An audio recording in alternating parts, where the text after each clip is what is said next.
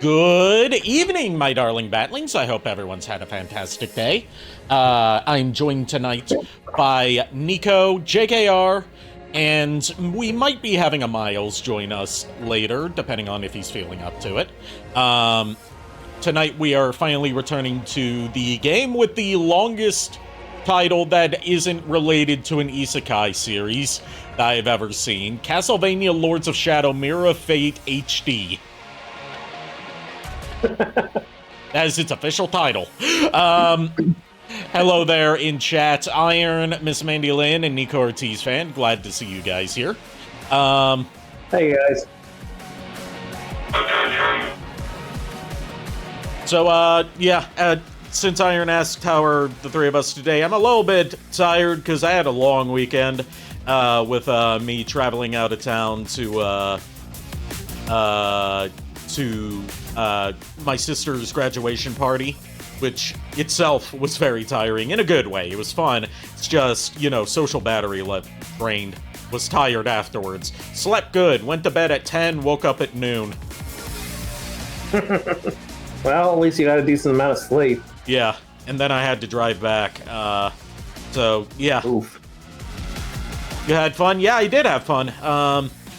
I'm not much of a party person, especially big parties, because, the autism and the social anxiety are a bad mix for that. But if it's, a gathering of people that I'm, well acquainted with, I'm fine with that. Did I get drunk? No, I do not drink all that often, and I do not like the feeling of being drunk. So, when I do drink, I drink conservatively, so I do not get drunk. And so, also, I can drive. And also, so it doesn't kill me if I take my medication that night. Good on you. I've gotten drunk the one time, and that was not a fun experience, and I'd rather not replicate that. Then again, it was getting drunk out of sad boy times, and I did not eat before, and I was drinking just straight out of the bottle some whipped cream flavored vodka. Ooh. So yeah, very bad combination. Yeah, very much so. But that has not happened since, because I do not want that to happen again. Yep. All that's in the past. You've learned from it. You're not doing that again. Yep. If it's a big event, I'll have, a glass of wine or something. I don't like beer. It tastes horrible. Yeah. I've had so many people be like, oh, you should try this brand of beer, or this kind of beer, and I'm like, it all just tastes like piss to me. And I don't even know what piss tastes like, but I imagine it tastes like beer. I don't think you're that far off, to be honest with you. Then again, I'm also told that all the beers you can get in America are the lowest quality beers in the world. That's true, too. But, yeah, that was my weekend, so I'm glad to be here with some friends to play a game that's kind of relaxing with Mirror of Fate. This is more of a salty type. Do you know this from experience, Nico Ortiz? I'm not kink-shaming, it's just I want to know how you know that piss is salty. You don't have to answer that if you don't want to. You are allowed to have your secrets. You are allowed to be an international man of mystery.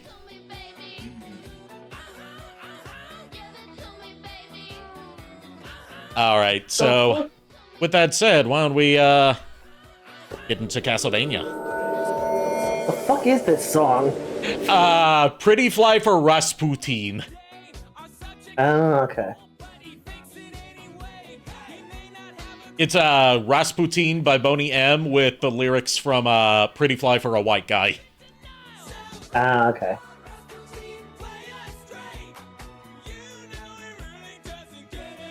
What is this, one of those mashup songs that... Yeah, it's a mashup by DJ Cummerbund, whose music has played in quite a few of my streams before. Makes sense. Dude is a gremlin when it comes to mashups. Just not quite on the same tier as Neil Cicierega, but still very creative.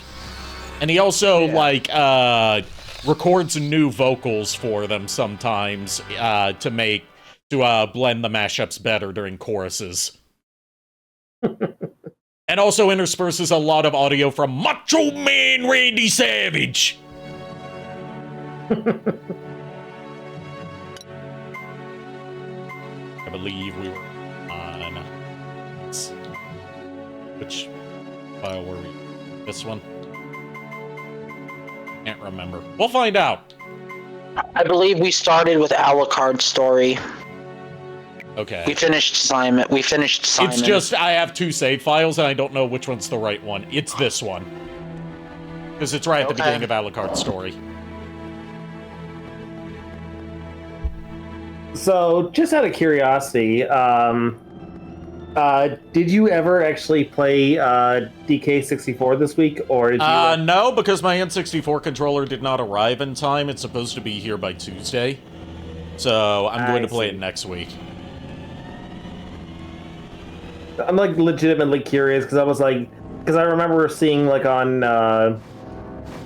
your Blue Sky post saying it's like how like one of your stream hosts is also on Blue Sky and will probably spoil. Yeah, I had a whole jape plan for that, but then I decided not to do the jape. Partly because a certain person who is on Blue Sky and is in this call right now would not be able to contain his laughter and therefore give away that there was going to be a jape. And 2, Nico was in literal physical pain that whole day, and I didn't want to cause him mental pain on top of that. That's understandable. So we just did Bayonetta 3. Yeah, I mean, technically, and this is not really anyone's fault, I guess I didn't tell you. Fert and I were playing D&D on Friday night, so... I know, I'm saying, like, if you were, like, if you were to talk to him at any point in the day, you get the giggles when someone is being delightfully devilish. Okay, yes, I admit I can be, I cannot keep a straight face when I know, whenever I'm in on a joke. Basically, it would have been like I was going to say we're going to do Bayonetta 3, and then I would have booted up like Bubsy or something. I decided not to because of how bad Nico was feeling that day. Still with us, Yeah. Nico? Yeah, I'm here. Okay, because you haven't said anything this whole stream. I'm fine. I'm just I say this whole stream. just We've only been focusing. live for like 5 minutes. It's fine. To answer Iron and Chad about my weekend, pretty much nothing but severe back pain, nausea, and just been bedridden, at least until today when it passed. So, other than that, just been a very rough weekend. Which is exactly why I decided to be nice to you the other night and not subject you to the Bobcat. Look, at that point, I would have just told you to put me out of my misery. But no, the only upside, was, like I said on Friday, the shiny Gardevoir plush came, and, she, right now is standing next to her, twin sister, who is, the normal version of Mega Gardevoir. She is very soft, very cute, enjoying her new home. And Lulu keeps trying to kidnap her for cuddles. Oh, it's that demon from the beginning.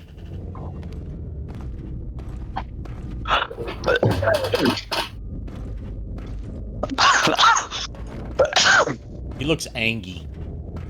Then again, he always looks angry. He only has the one face. He's had some upgrades. What you become.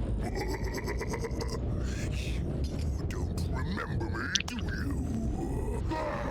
Mate, I just woke up from a nap and found out I'm a vampire.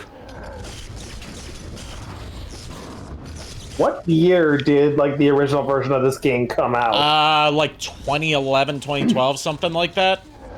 It's 2012. It's probably around 2012 because Lords of Shadow DLC I think came out in like 11 or 10.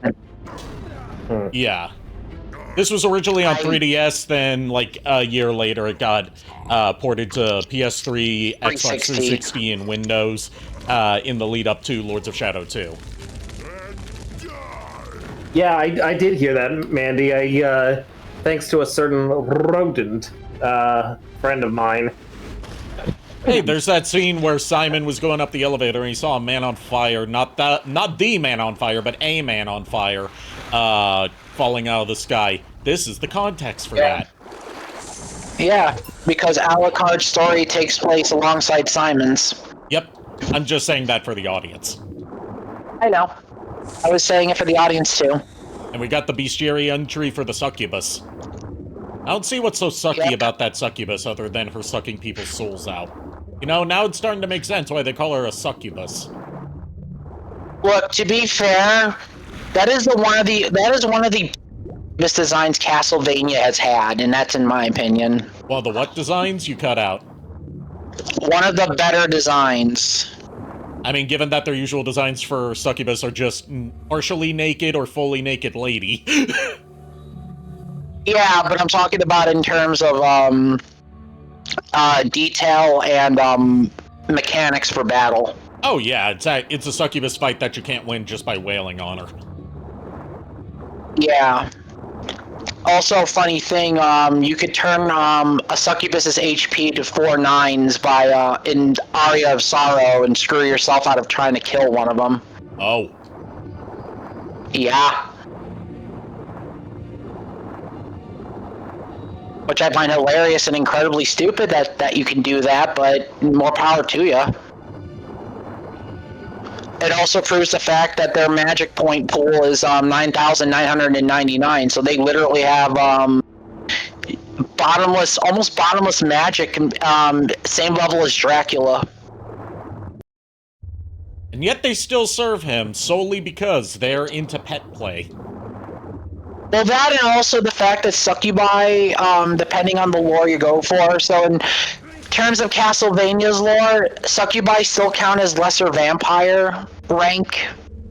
For context, look at the Curse of Darkness manga. There's 2 volumes of it. Succubi are basically, they follow Dracula because Dracula has more of a power of dominance over all creatures of the night. So... What, are we becoming Christian Bale now? You have contained the bat projectile. Yep, there's one of your sub-weapons. We just throw bats at people, literally. Yeah. Yeah, it's equivalent to the dagger sub-weapon in terms of damage. It's like it's dagger sub-weapon, but a little weaker, I think. At least in my opinion.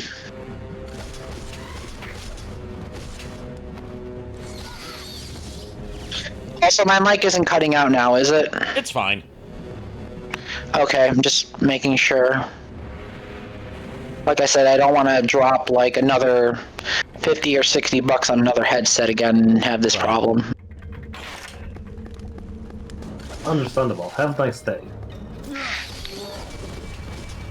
Now, here is a high-pitched sound only you can hear. God damn it.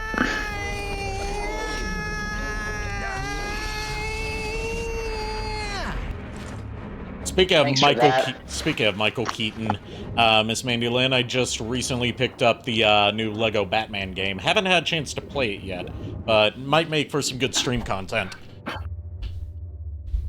I mean, a lot of the Lego games make for good stream content. Like, what I've heard about the new Lego Batman game is that's basically Arkham Asylum, Arkham City, Arkham Knight, all that, but in Lego form and retelling all the movies.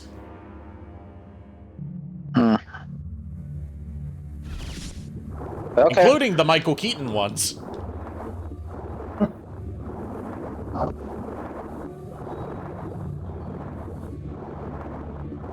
But yeah, Mandy, funny story, like this... Hold on. Okay, that's my mom texting me saying the dinner is ready. Yeah. Go get dinner. Actually, no, she's... Yeah, I'll be back. We'll get food. So I'm assuming you're underwater? Yes, I am underwater. I find that funny because in Symphony of the Night, Alucard can't enter water without a special relic, yet in this one, he is able to swim perfectly fine. And he has infinite air because he is a vampire. He does not need to breathe. Yeah, when in actuality, water harms vampires unless the water is, tainted. To be fair, this is runoff from Dracula's castle. It's probably loaded with all sorts of gunk. Maybe, but at the same time, to argue with that, the water in Symphony of the Night is also from Dracula's castle.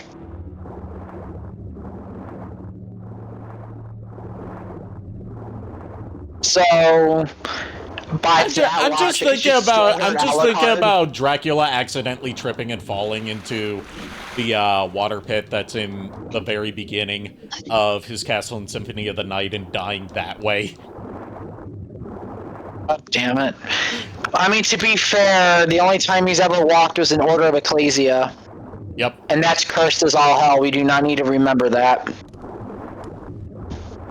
Dracula was not meant to walk. He was meant to teleport.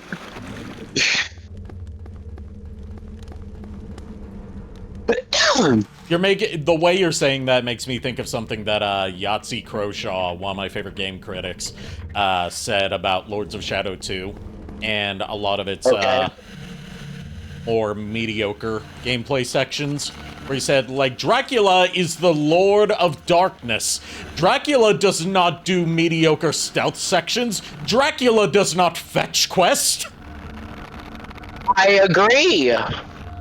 Because the fact that Dracula is overpowered as fuck. He put Satan in his place. So something like stealth should not be a thing. He could just easily make the blood vessels in those knight armors explode instantaneously. He put Satan in his place when he wasn't even Dracula yet. Yeah. It's almost like Lords of Shadow 2's story is inherently flawed from the beginning. It's like Lords of Shadow itself is inherently flawed. Oh, I won't disagree. Look, I love Castlevania, but Lords of Shadow, like, as fun as those games are, I can't latch on to the story.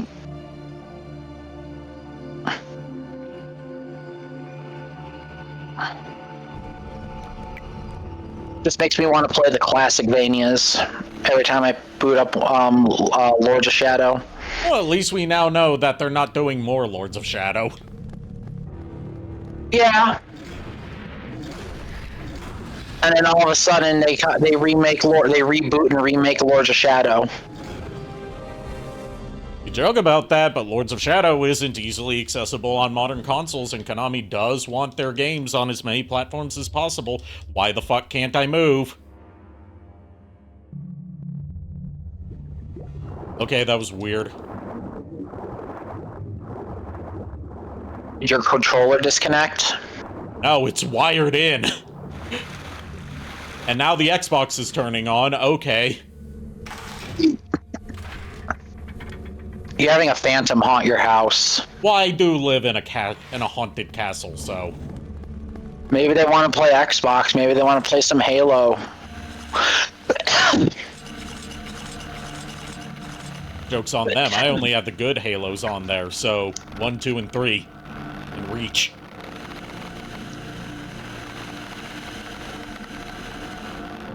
They're not getting Halo Infinite on there, because why would I pay $70 for something that the online is dead day one? I find it funny because Halo Infinite was free for a long-ass time on Xbox Game The Pass. multiplayer was free always, but you had to pay for the single player. Yeah, which is why I didn't pay for the single player. And the multiplayer on... Ew. And, also, like, I have played Halo multiplayer, mostly when I have friends to play with. I don't like playing randos in online competitive multiplayer games, because people just either rub your face in a loss, or they accuse you of cheating when you eke out a win. It's just... You wanna know I get that's the whole online experience, and that's come to be accepted as what online games are like. But that's why I don't play online games. It's just so toxic. No matter what you do, you're going to get called slurs. You want to know a secret on how to tune that out? And how I put up with it all these years?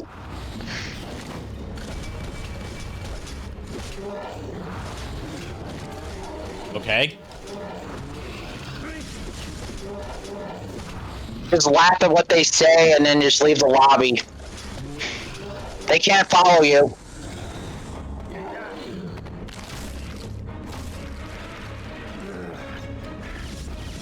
If they do, they're just depressed and sad.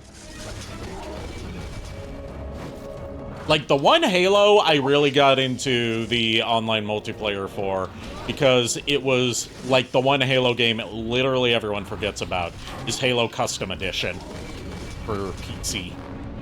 Where, like, it was online multiplayer only. It was an expansion to the PC port, the original PC version of Halo 1. And it was, like, all user-generated stuff. And See, the Halo, go ahead. And people got real creative with it. Like, the most iconic creation on, and popular creation on Halo Custom Edition was the Hyrule Field map, where not only is it Hyrule Field from Ocarina of Time, but they changed all the player models to different colored links, and all the weapons are stuff that you would have gotten in Ocarina of Time, like the hook shot and the bow and arrow.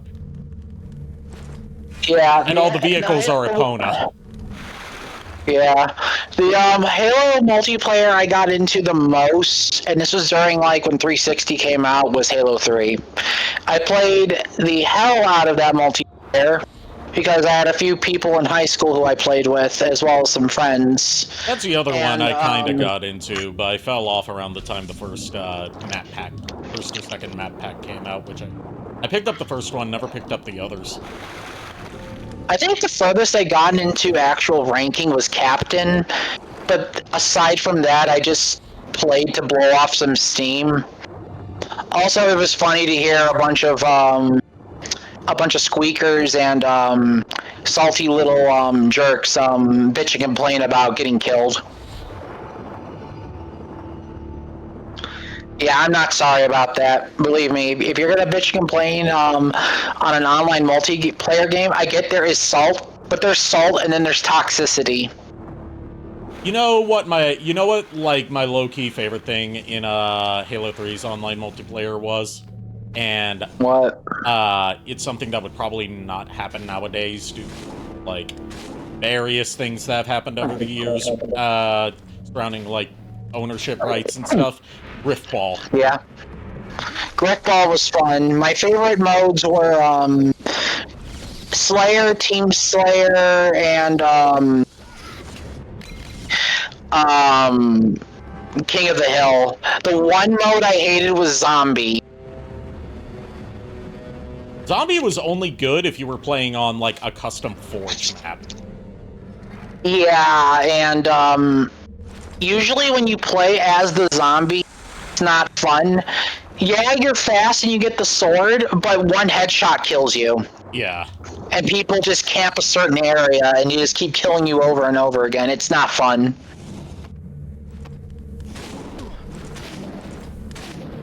Going back to Halo Custom Edition, my favorite map to play on was called Huge Ass. Of course, because the name.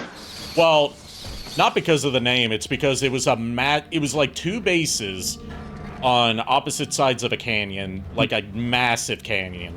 Yeah. And the vehicles in it were, like, one of the vehicles was a Pelican, which you can finally fly a Pelican. Famously, the, like, one vehicle in Halo that you never got to fly. Okay. There was also the Tachikomas from Ghost in the Shell. Which I don't know too much about, but apparently they're iconic to Ghost in the Shell. Like some other flying vehicle that had a nuke it could drop. Ooh, fun. And then there was a version of Blood Gulch where all the rocket launchers are nukes. Oh, God. Which, that equates to one rocket explosion covers half the map. One thing I remember from Halo 3 that people would always try to make up stories just to get is the recon helmet. Yeah. Like I was happy getting the Hayabusa armor from getting all the skulls and beating legendary. But when they were talking about the recon helmet, one guy I think said typed to Bungie that he had like terminal 6 or 7 cancer or something. I forgot what it was, and he asked if he can have the recon helmet. Bungie outright said no. I think. Yeah, how the story went. They only gave it to people that did something that went viral in a good way for Halo 3 gameplay. Yeah. This was until you could just get recon during like the 2nd or 3rd map pack for collecting all the skulls. Yeah. But like back in the day, you had to get noticed by Bungie for them to give you the recon helmet. And I'm like, people only wanted the recon helmet because it was exclusive, not because it looked cool or anything. I just wore the Hayabusa helmet because I loved how it looked. Yeah, I just wore the Hayabusa armor because it looked cool and I was a total weeb. So favorite skull name I have to say is I would have been your daddy, but a dog beat. Yep. And to all the Halo players out there, if you know, you know. I mean, my favorite of the skulls to use when you unlocked it was the Grunt birthday party. Yeah, to use Grunt birthday party, name I would have been your daddy. Yeah. But the birthday party one, I always have it on when I play single player because it's like, okay, I'll do score attack. I just want to hear the yays. Plus it tells me, hey, I'm getting headshots. Yeah, that's like the one way I know I'm scoring headshots. All you hear is yay, yay, yay. And you see an explosion and confetti come out. Yeah. Oh my god. I always turn it on during Legendary, and I had a few friends ask me, why do you keep doing that? It's annoying. I'm like, because birthday party, let's go.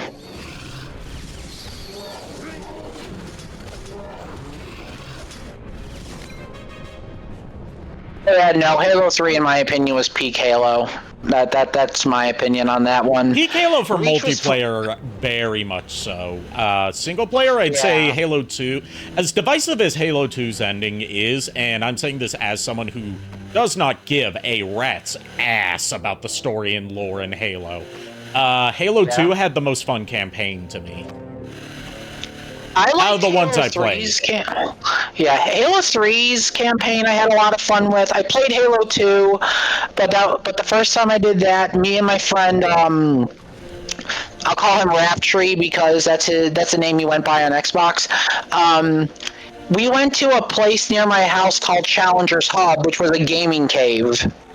And they had like Xboxes, GameCubes, PS2s, and all kinds of things set up for gaming.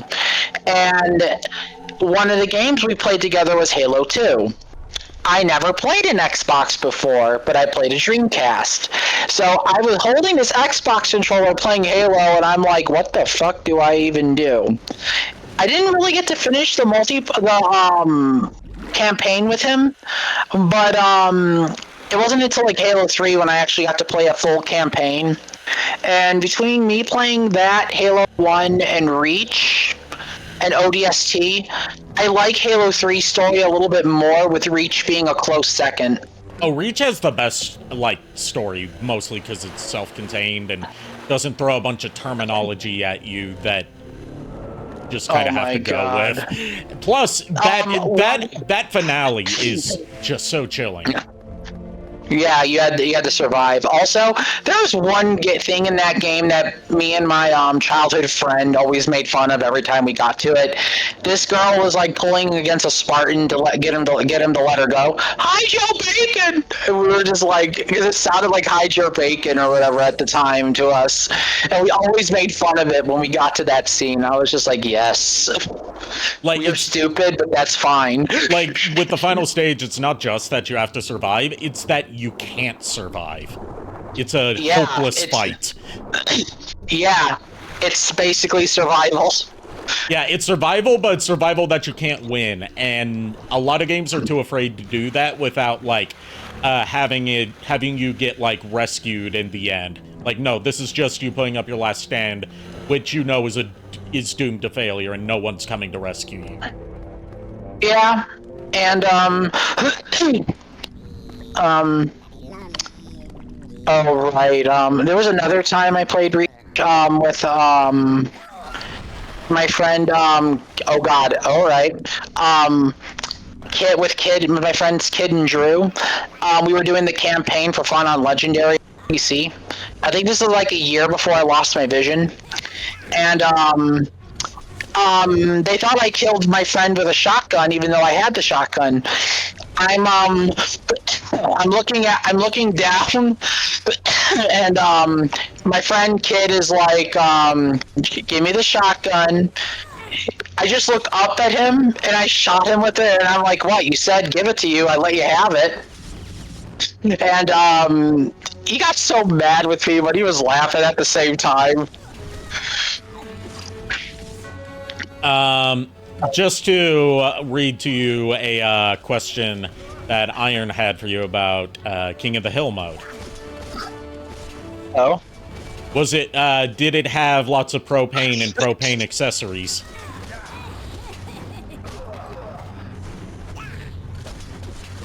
There was no Hank of the Hill over there, so no. Yeah, it's Halo, not Fortnite. There's no Hank Hill there. Exactly. Have no fear, Eggman's here. How did you get past security? Oh, I pretended I was a pot of soap and gave them all the slip. Okay, checks out.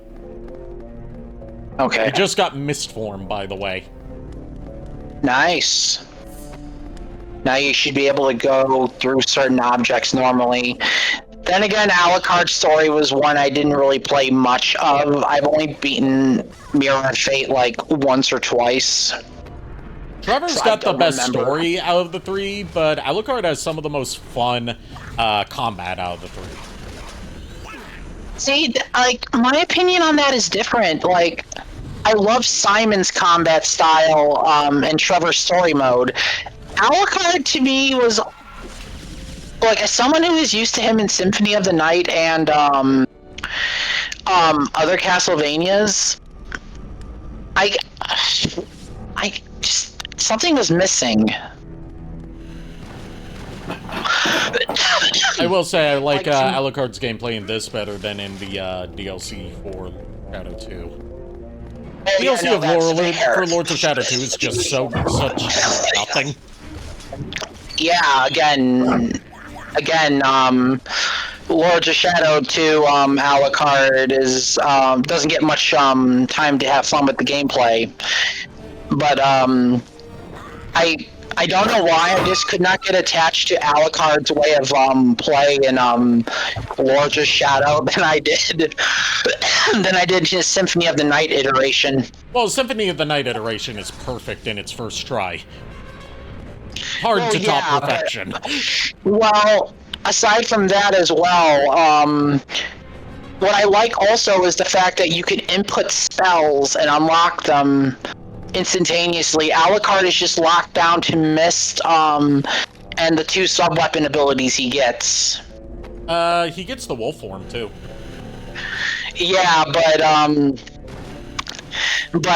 aside from all of that, like, there really isn't much, like, substance in terms of spells that, he can play with, because once you learned how to do the spell inputs in Symphony, you had a lot of fun with that. Well, a lot of it's down to, in this game, you're not so much playing 3 separate characters as you are playing one character with different spells. No, I understand that, but I'm just saying, like, in terms of the character itself, yeah, being fun and playable as a whole, it's not a matter of.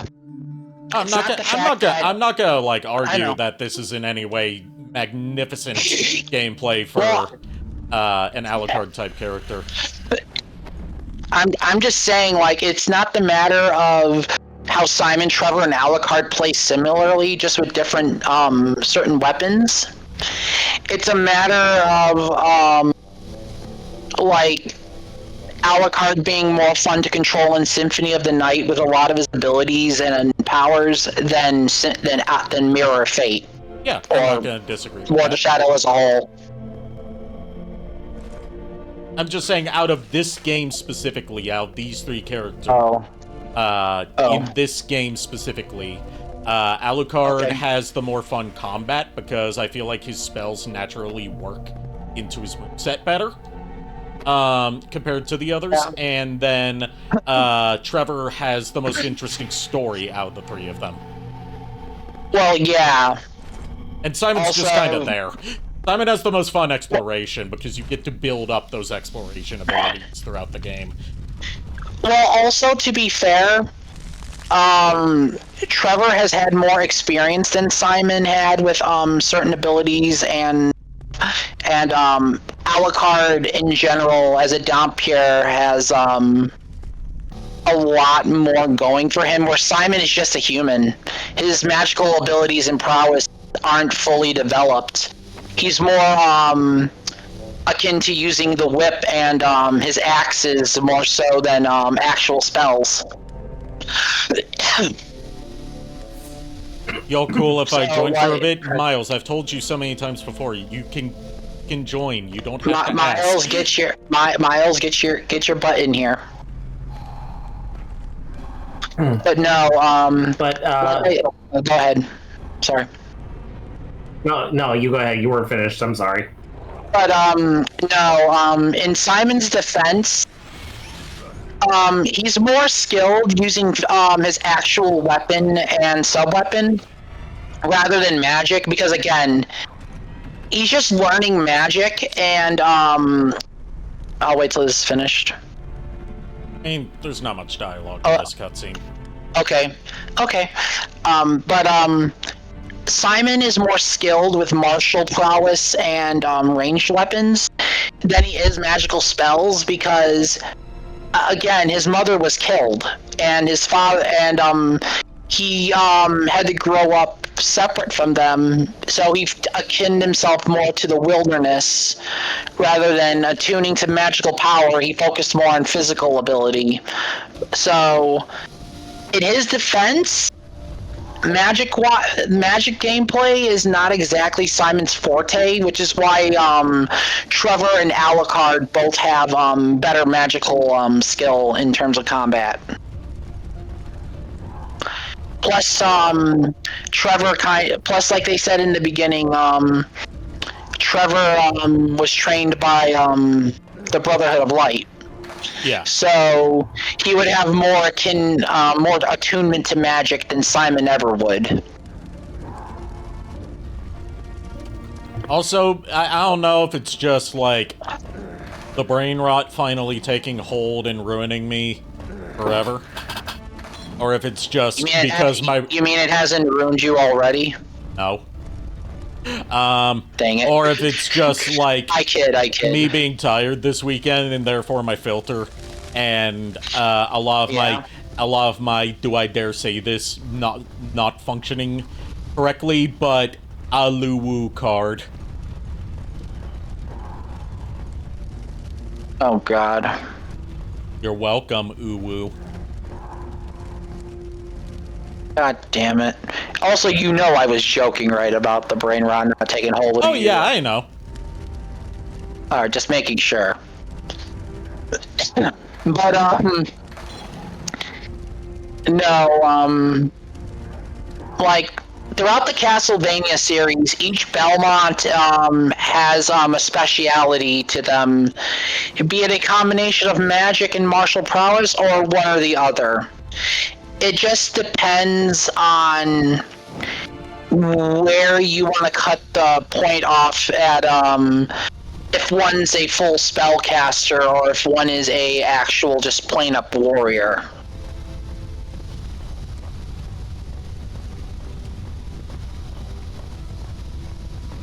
And then there's Alucard, who's so badass that he kind of does both. Yeah, but he's a jack of all trades. A jack of all trades, but a master of none. A the master of seduction with that sexy-ass baritone. Ooh, Well, yeah, he dumped all his points into charisma, as he should, because again, as a he's more of a hexblade / eldritch knight. Also, hello. What's up? I just got back from the doctor. I have no strep, but I have a virus, but I'm okay. Okay. Yeah. Good news, my back pain's gone. I figured it would eventually, like, kind of alleviate a little bit. Yeah, it turned out I sprained my back, and Lulu just got onto my back and pushed it down a bit, and it relieved the muscles better. Also, turns out I do not qualify for the finance on the match, so I have to save to get it. Oh, that's annoying.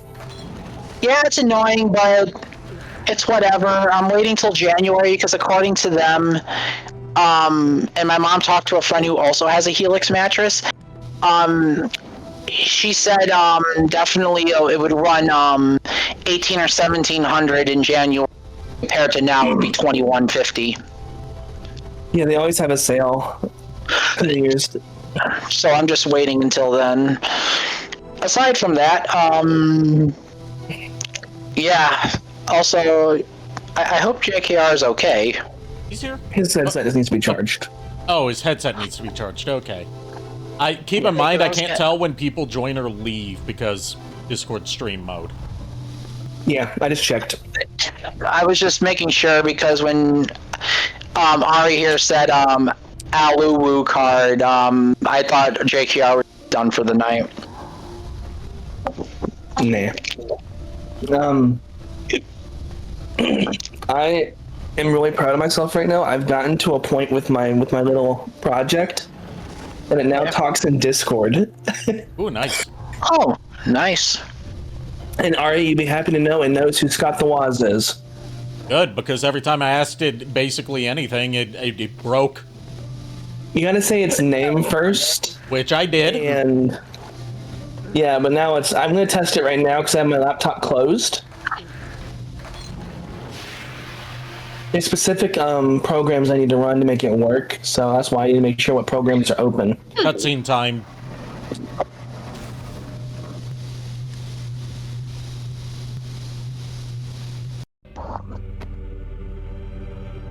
Wait.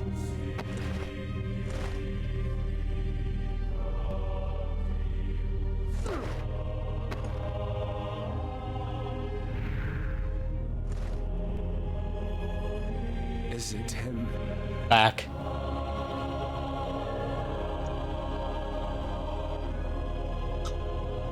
As of course he is. Doing here.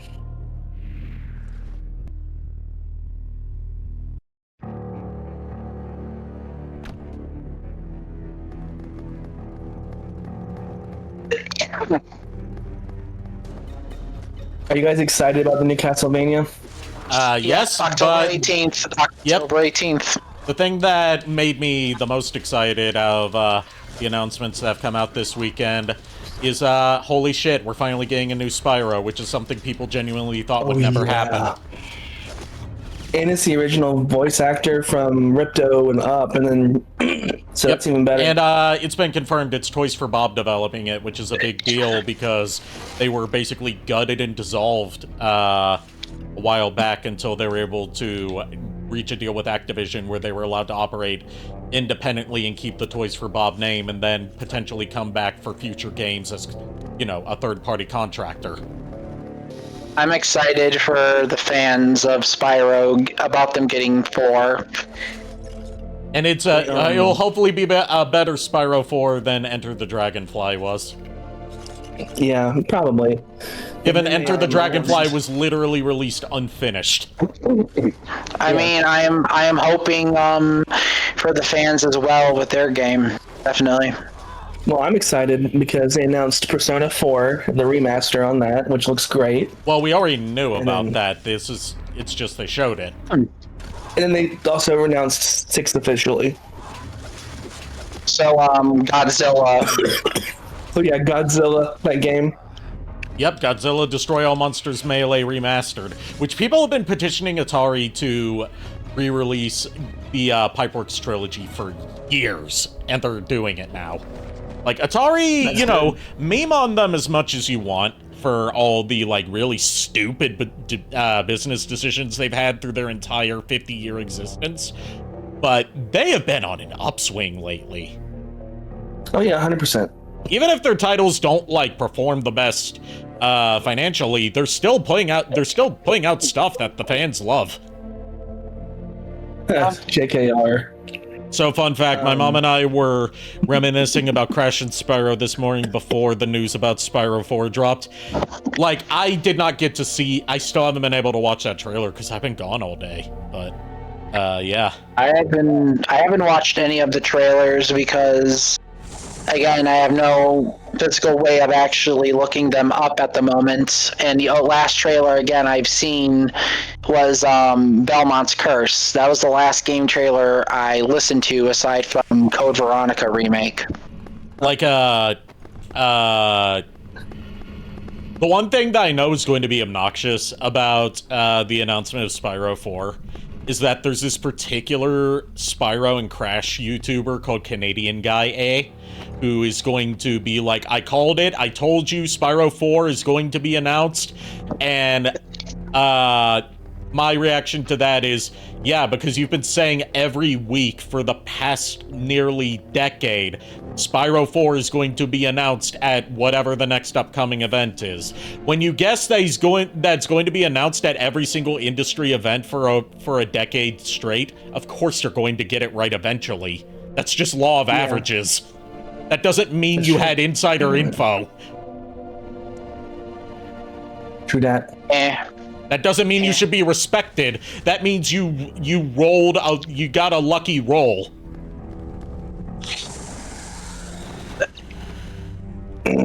Because it does, like, if he does do that, which I predict he might, it's like, do you really deserve credit for just guessing with no basis every time and just happening to be correct the one time?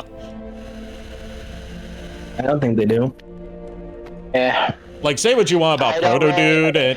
Say what you want about Proto Dude as far as, like, the Mega Man community goes. At least he is a, like, actual proven insider with Capcom, and the only reason he doesn't talk about stuff or, like, say something's going to be announced at this time is because as part of his insider deal with Capcom, he's not allowed to comment on stuff that hasn't been announced yet, and that's, you know, a deal that he keeps his end of the bargain up on. Whereas Canadian Guy A is, like, claiming to have insider information when it's like, no, the fuck you didn't. Your source is you made it the fuck up. I mean, in my defense, I do not know about Canadian Guy A or even who he is. Really no input or comment on him constantly predicting on the whole Spyro thing.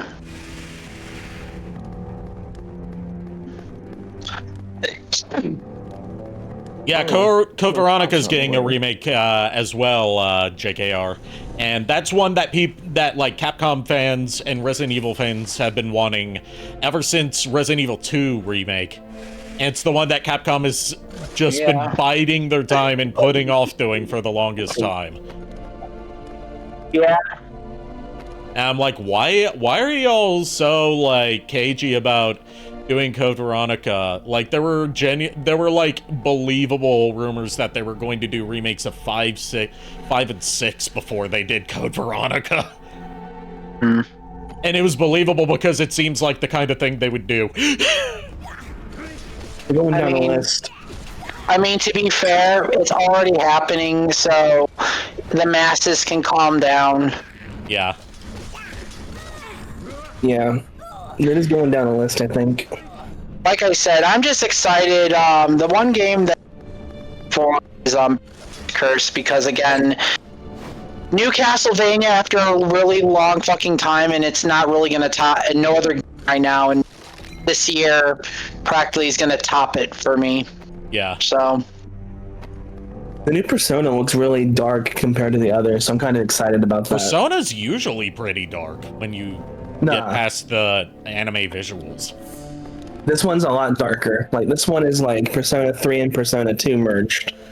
So, like I said, They're a lot more theme on death than the other ones really had. So, like I yeah. said, Okay, I was wrong.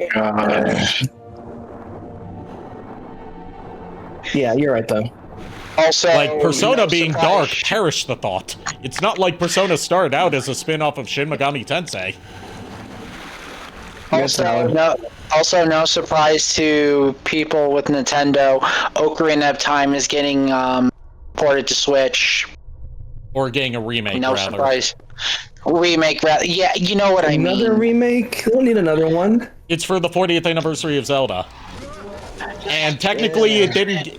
And the 3DS version is more so a remaster than a remake, because it still uses a lot of the same like level geometry and stuff like that. This is a from the ground up remake. Well, Okay. the fact is, it doesn't surprise me because for Zelda's 40th, like, they've been quiet and people have already been guessing it was either going to be Ocarina of Time or Majora's Mask redone from the ground up. One of those two.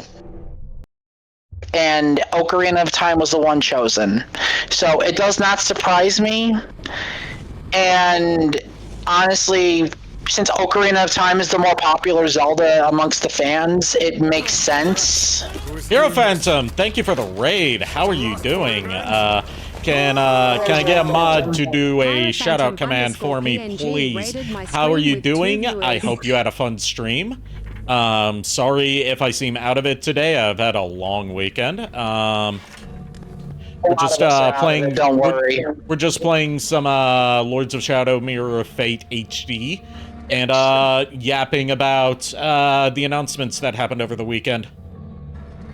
They got caught by ads. They said see Yeah, in a minute. yeah, it happened in the middle of an, like right when ad break was about to happen. Oh, dang it.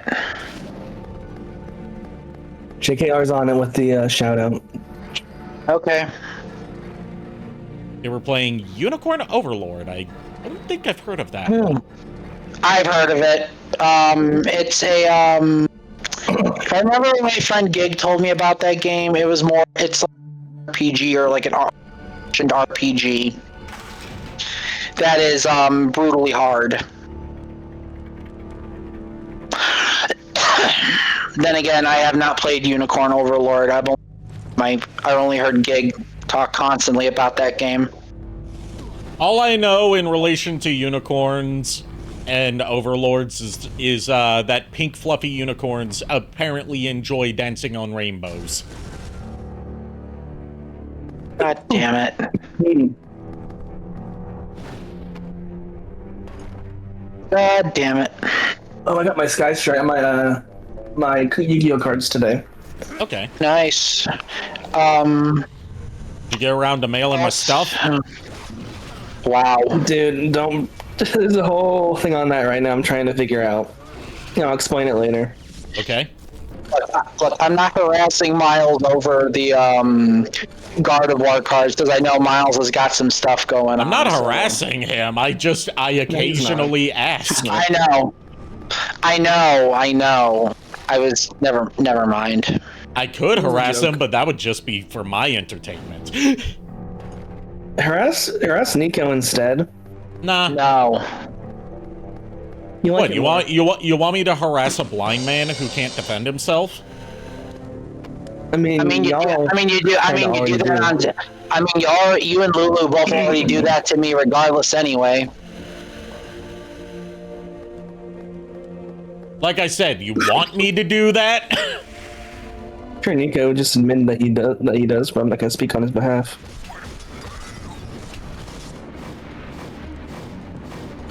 Miles, I am giving you the biggest look of really bruh ever right now. That's fine. Look, I've already got D&D plans I gotta start working on for this Saturday coming up. And I don't need any more psychic damage that has already been dealt to me. I thought you liked psychic damage at times. I don't want my HP to go to 0 from psychic damage and be turned into a puppet. No. trust me, if that happened, both Ari and Lulu would have a field day with me. I can tell you that much. Yep. I can confirm. Oh my gosh. Look at my Sky Striker deck. Nice. I'm excited for tomorrow because the Build-A-Bear Tales plush I ordered is from the Sonic 2 movie is coming in. So I'm excited for that. I don't know how to feel about Sky Striker though, because it's a lot of freaking Link monsters. Well, Sky Striker is very complicated. It is tedious to remember how to play, but it's very powerful if done correctly. I'm gonna learn. I also have Mitsurugi.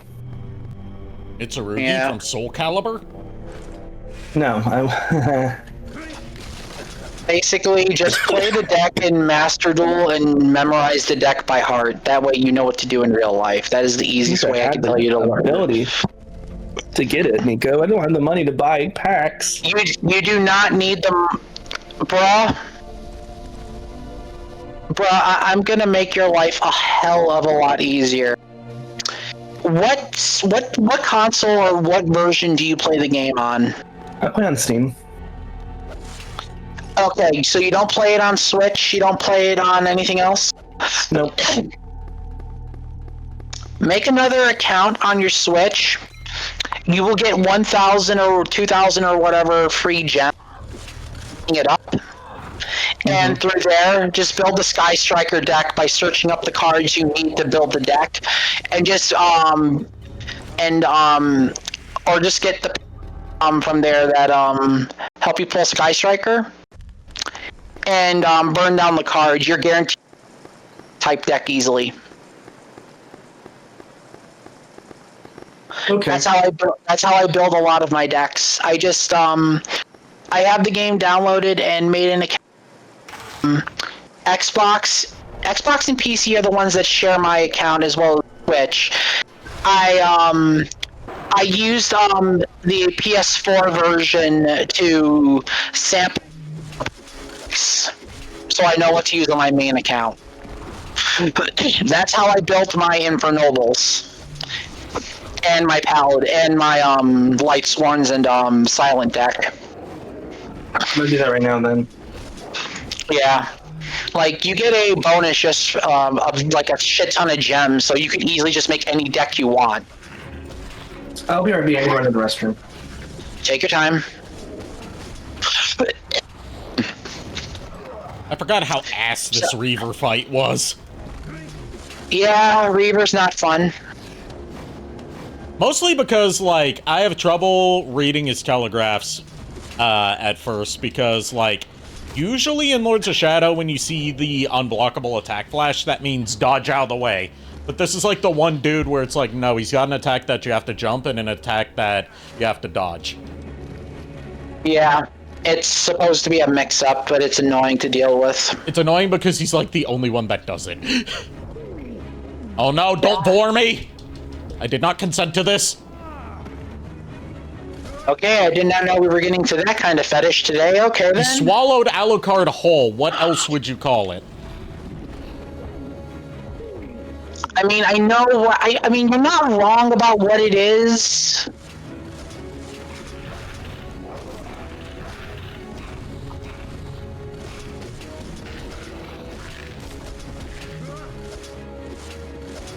I'll say, fuck. Fuck indeed. Yeah, I agree.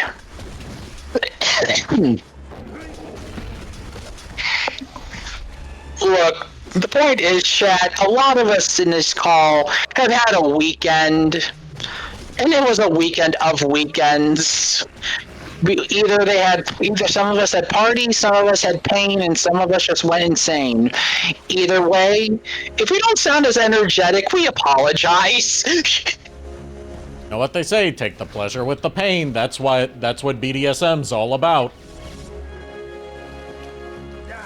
Unless, you know, you're the one giving the pain, not receiving the pain.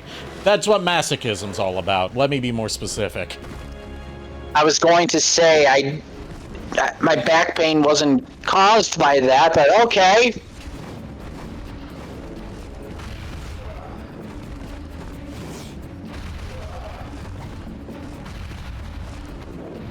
Okay, can this fucking thing just die already?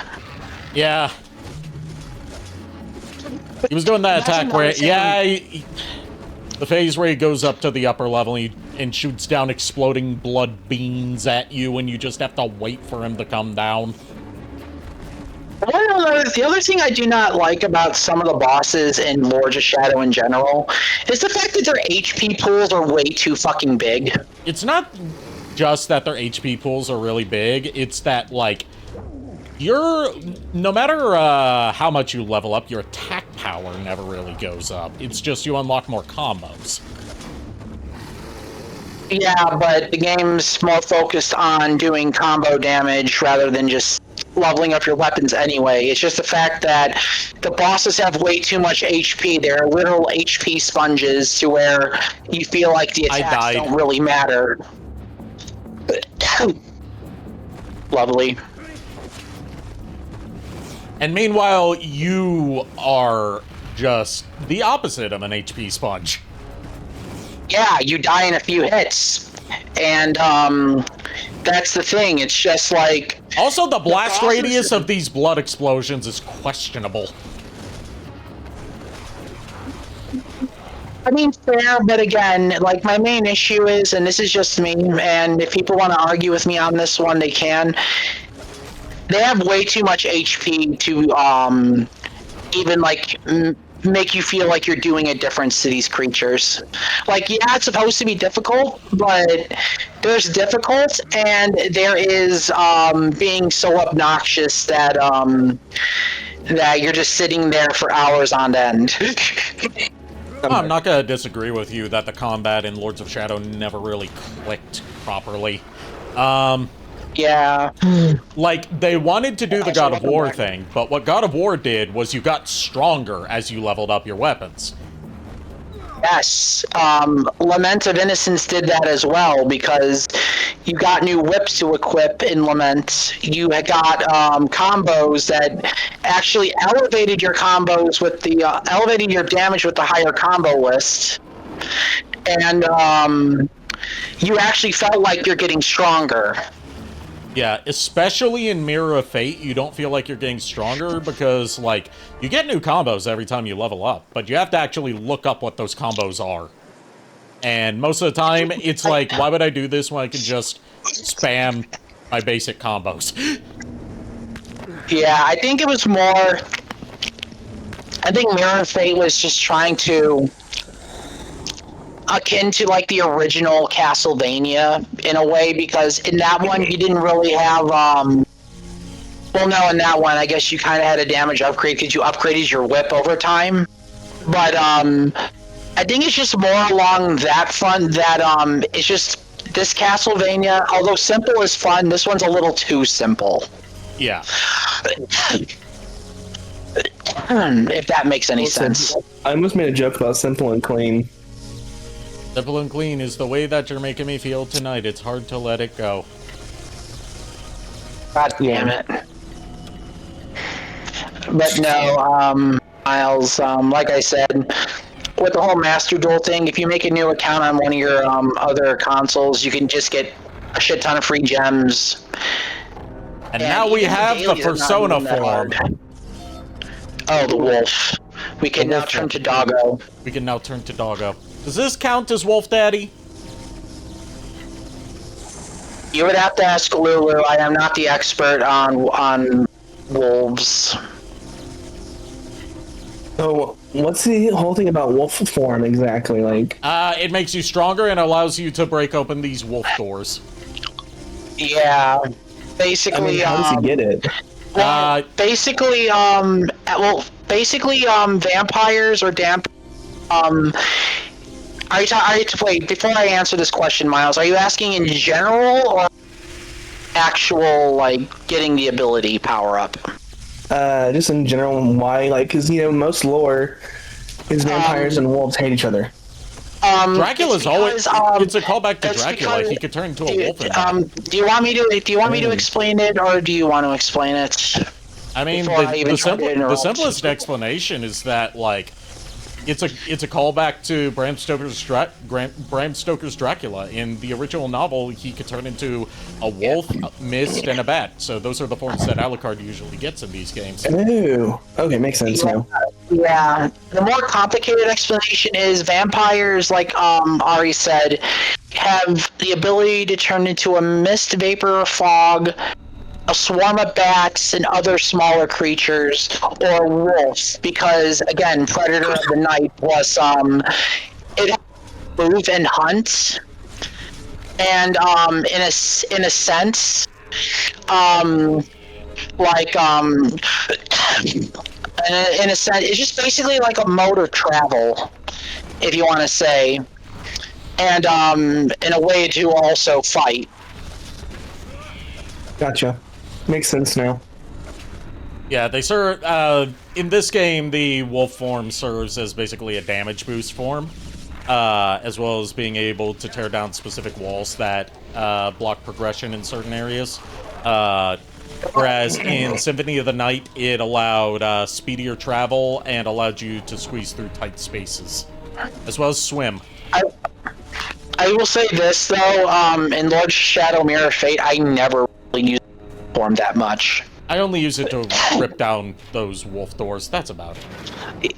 Yeah, same. Like I know it's very powerful, but I just like using a whip better than anything because the versatility. They announced more Funko Pops recently, and I think maybe some Ari might want. Okay. They announced Kenshin. Okay. So Kenshin and that the girl swordsman, and then there's a Power. chase for Kenshin probably. But yeah, but I think they changed her name. Are you sure?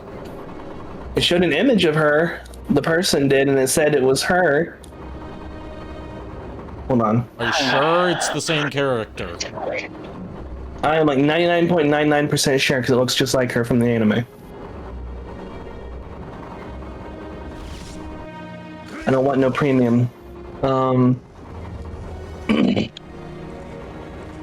I'm pretty sure the Kenshin chase that they talked about is probably the Batosai. Yeah. Let me Google real quick this name.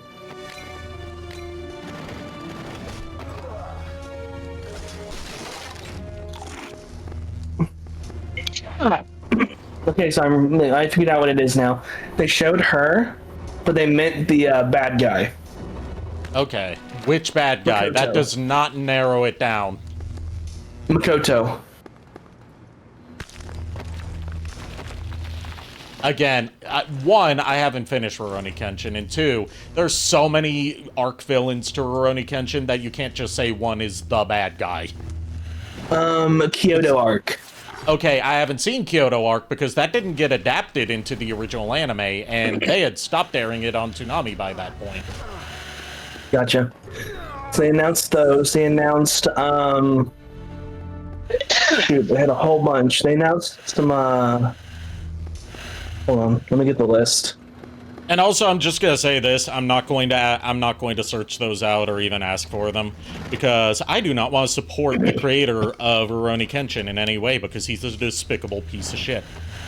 Oh shit, I didn't realize something changed on that. That was a big story. Like, he was hoarding child porn Oh, to what? the point where people thought he was intending to sell it, but no, that was just his personal stash. No, I'm not gonna support him then either. And he got off with a slap on the wrist legally, like barely served any jail time, and got to go back to working at Shonen Jump. Oh, here's a Persona 5 pop that came out with Loki. Okay, anyway, off that topic. Yeah, we do not I'm changing stand it. the creator of Rurouni Kenshin, and a lot of people were disappointed in him for, you know, Seriously, I'm disappointed. that whole story going against the entire, like, seeking redemption, showing that even the worst people can be redeemed thing from Rurouni Kenshin, and, like, you know, atoning for your crimes, which he did not do. Oh, here we go. Here's some of the Transformers. Okay. Grimlock, Mirage, Optimus, Prowl, and Wheeljack. Okay. So, like, the Season 1 G G1 Autobot cast, basically, except for Bumblebee. Yeah. Because there's always a Bumblebee. Eventually, yeah. And then, of course, Neopets have Of some course, too. Of course, Neopets, you say, as if it's obvious that Neopets was going to be the next one you make. Yeah. Oh god. And they announced Pokemon ones too. They have Nidoking, Nidoqueen, a premium Vaporeon with it, which is probably going to be like a mid-attack Vaporeon, and a Chikorita. The Vaporeon one Lulu might be interested in, and the Nidoking, I might be interested in getting for my friend for Christmas. Well, I Because think these might be 2027. Okay, then never mind then. And of course, I already told Fred about the Poppy Playtime ones. Okay. Anyways, what are we doing here? Platforming, mostly. Exploring, platforming, doing Alucard things. Yeah, Lords of Shadow Alucard things specifically, because he's a very different Alucard than the one in the main timeline. Pretty much. The timelines confuse me. Basically all you need to know is that there's really only two timelines. There's the main timeline, and then there's Lords of Shadow, which is only 3 games. Basically, if you want my basic... Think of it like this. Lords of Shadow is a complete reboot of the main timeline, depending on what endings you go with each of the games, determines what branch of that timeline you go down. In the classic games, like, the classic games take place at various different points throughout history. Lords of Shadow, it's just chronological order. Yeah, Lords of Shadow is more chronological, whereas, and it has a definitive ending. Yeah, yeah. Yeah. The wall jump sucks. Yeah. You mind if I finish what I was gonna say? Go ahead. Mainly with that, like Ari said, there was a definitive timeline for Lords of Shadow, whereas the main Castlevania, there is a definitive timeline, but it depends on how far you are willing to go with that, because some people cut it off at Dawn of Sorrow, other people cut it off at Kid Dracula. It just depends. Castlevania has been remade ways like Castlevania 1, 4, and Chronicles are basically just the original Castlevania with extra steps, and it's basically like different storylines and timelines. Castlevania 2, depending on the ending you get, affects how the timeline is affected. Like Simon could die, Simon could live, or both Simon and Dracula die, thus ending the entire series completely. And then it's a matter of like how far do you wish to go, and if you want to count the extra games in the timeline or not. It's just a matter of how far do you want to cut off the ending. Gotcha. And believe me, I've spent 10 years researching the entire timeline, picked at it, and I've understand it, and trust me, I understand it way better than Kingdom Hearts timeline. Like Castlevania is way more simpler. But is it both simple and clean? Do not even do it. I was gonna say, do you walk away? Oh, when you walk away. I hate both of you. Oh my fucking god.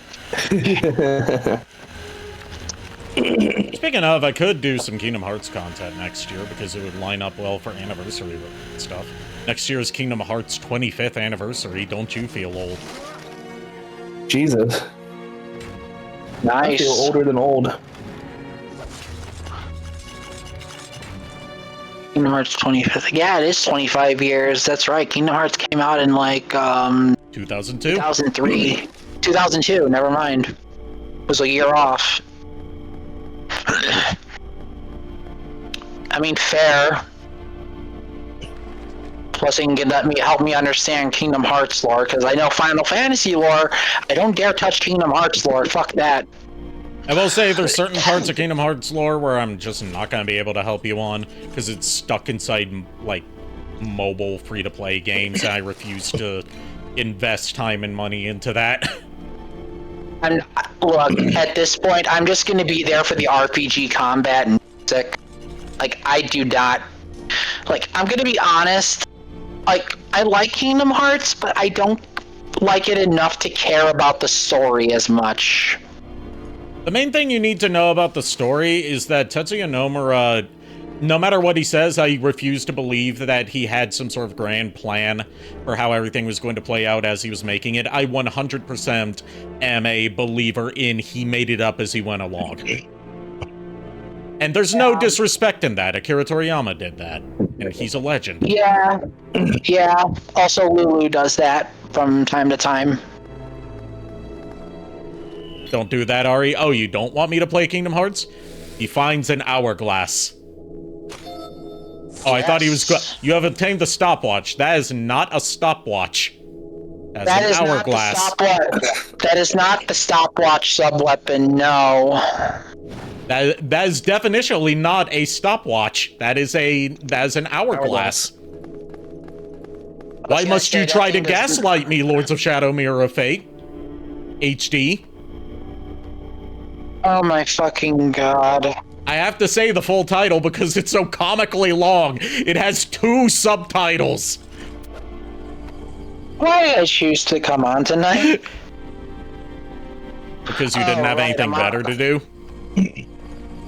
Fair, that, and I'm technically the Castlevania lore master of the group, so god fucking damn it.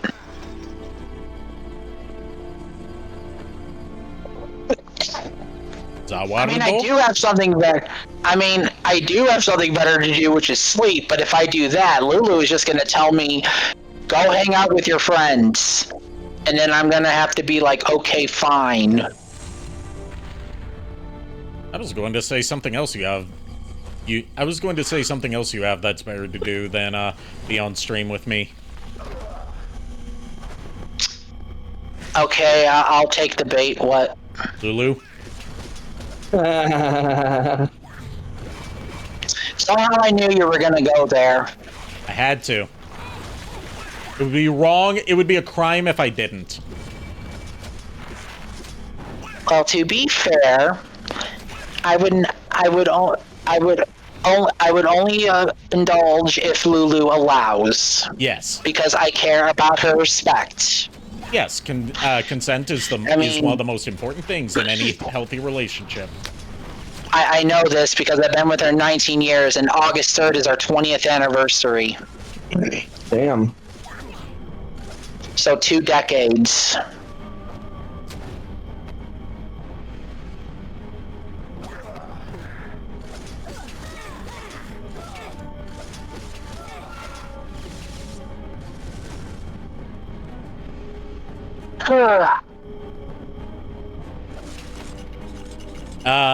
Miss Mandy Lane, in response to me saying, "What, do you not want me to play Kingdom Hearts?" She said, "No, I do.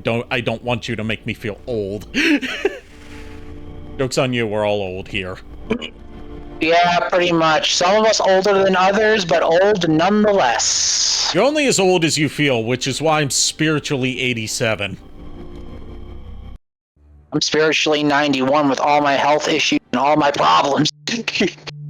You're like Coach Z, you got more than 2 problems. Yeah. I have 8 toes and no vision.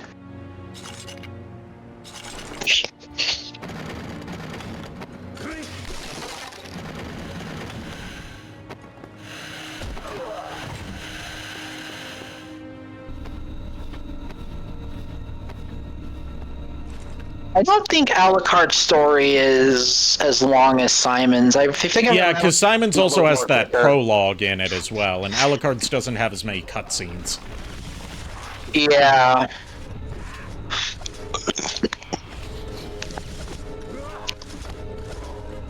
I guess it's just a matter of, depending on how fast we get done with Alucard's, if we do Trevor's tonight or not. We are not doing Trevor's tonight, because I don't have it in me.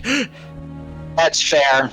I don't have it in me either, because again, like I said, if I sound like I'm not in a good mood, it's not because of what anyone has done or anything. It's just the fact that I was in pain all weekend, and like that just kind of ruined my mood regardless. You were in Spain without the S. I was in Spain without the A. Not fucking...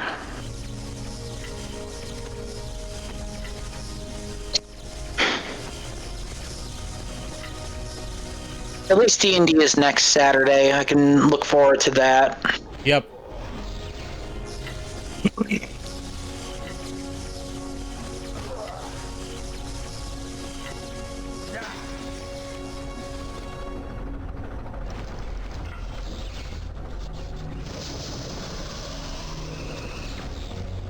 Wow, even the sound effects are in slow motion. Oh god. When you use the Zawardo sub-weapon.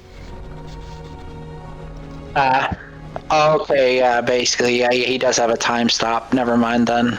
Yep, that's what the hourglass does. Even though they call it a stopwatch, I'm not calling it a stopwatch, it's an hourglass. I mean, I get they're calling it the stopwatch sub-weapon, but it's an hourglass still. If you want to make it a stopwatch, make it a stopwatch. Don't make it an hourglass and call it a stopwatch. To paraphrase something that Scott the Woz said in his Wii U retrospective, don't call a cat a dog. Don't call a dog a cat. Call it what I want you to call it, not a dog. Okay, I'm not gonna listen. Just because he said so doesn't mean I ain't gonna listen. He was saying that in reference to, like, there were people out there hoping that a rumor back before the Wii U was officially unveiled. There was a rumor that, like, at the time it was currently called Project Cafe. Okay. Because Nintendo chooses all sorts of weird code names for their consoles. NX probably being the most straightforward. Actually, no, the most straightforward would be Revolution. Oh. We have a visitor. Oi, I'm back. Oi. Welcome back. Oi! Finally, somebody that will not bully the hell out of me. Yeah, I heard about all this, and I'm just like, bad that my headphones need to charge, but they're charged enough that I can actually, participate. Plus, my internet has been Nice. My internet apparently decided to crap out, so I had to fix that. Yeah, don't worry about it. I know how internet. I keep on a spiritual getting level. hit by the electric platforms because I can't see where I'm dropping down to. I'm trying to do, like, this is like the one part where it's like, oh, I'm not gonna grab onto the ledge. Just gonna drop.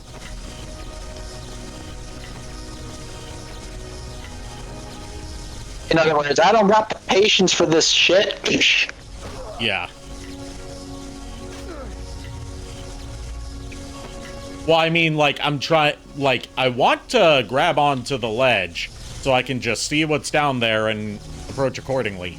I can't, because Alucard won't grab onto this ledge specifically.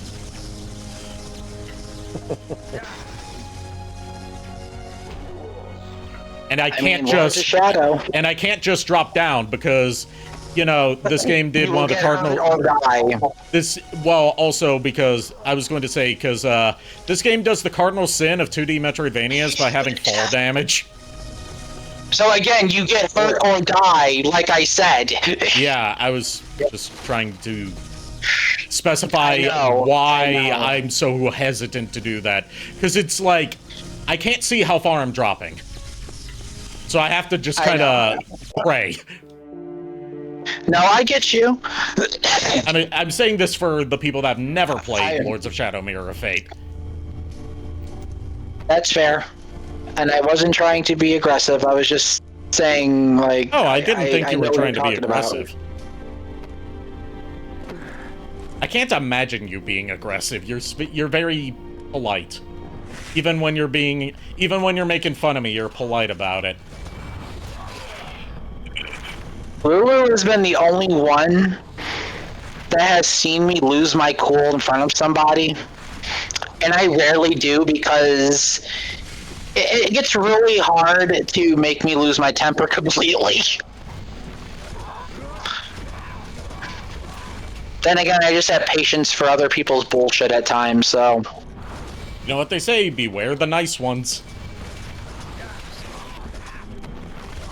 Fair. Hey. Like, but no, like I said, I apologize. Like, a little bit of a... little toot. It's just... not a very good weekend the past couple days, and I just haven't been that happy. And there goes the... and there goes the JKR.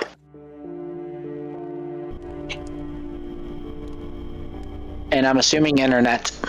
I'm assuming too. But you know what they say about assuming? It makes an ass out of you and Ming. But mostly you. Also, welcome. It's okay, right? Let me guess, the internet is being a jerk. Very much so, and I don't know what the fuck is going on. Really starting to piss me off. I don't blame. One more time, I'm just not gonna come. I'm just Fair gonna say enough. this. If it does this one more time, I'm just gonna have to hop off for the night because I'm not gonna put up with this shit. I'm angry for you. Anyways, so I now haven't. Go ahead. Sorry, no, I was I gonna now say. have-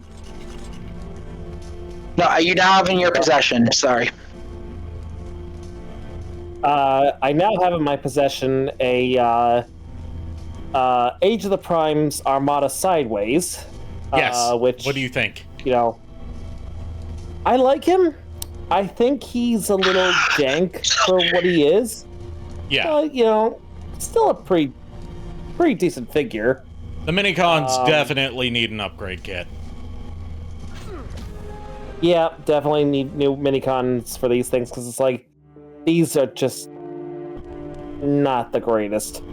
Like I've not had any of the newer minicons because you know they're sold with expensive reissues or like expensive sets in general, and this is the first like just general mass market retail one that's come with minicons. I'm like, oh, so they took something that was a really simple transformation before and made it even simpler by just having it parts form and therefore removing half of each figure's articulation. Yeah. Ew. It's like before, all it was like they each turn into a head for Sideways. Because he has a thing where, like, depending on what head he currently has tabbed in on the original toy, it would change whether an Autobot or Decepticon logo showed on him. And then he had, like, his real head that you could pull out when neither was put on. But in this one, it's like the way they accomplished it is like you took something that worked perfectly fine before without the need for like a ton of extensive articulation and stuff, because it was basically like ball joints for the legs and then just the arms were on hinges, and they took out the hinges for the arms on one, and the other one only has arms and has no legs except you pop on like two unmovable leg pieces for him and two unmovable arm pieces for the other one. Yeah.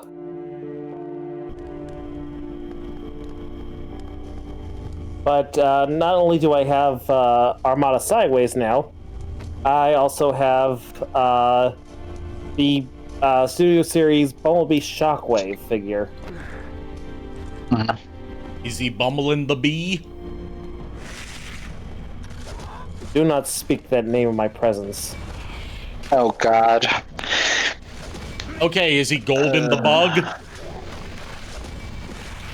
JKR, did you hear something? What, Ari making a smart-ass remark? When do I not? Yeah. Yeah, no, I didn't hear anything, Nico. Yeah. Also, yeah, I said this on stream before, JKR, but I am excited for tomorrow because the Build-A-Bear Tails plush I wanted is coming. With the accessories, good. I think. So, definitely will be sending a picture. Nice. Glad your stuff is actually coming in. I still have not seen any progress on my Lio Kaiser being shipped. Like, they said it was shipped, but that's been like 2 weeks ago, and it still hasn't moved from label created. Try and contact them? I'm doing that tomorrow, because tomorrow will be 2 weeks. Yeah, I probably would. Yeah, because like mine's supposed to come tomorrow at 9 p.m. according to delivery. So I'm assuming it might be there tomorrow or Tuesday, which the controller that Ari sent me should show up as well. Yeah. But no, I find that ridiculous. Like if it's been 2 weeks and it hasn't been shipped yet, raise some hell. Yeah.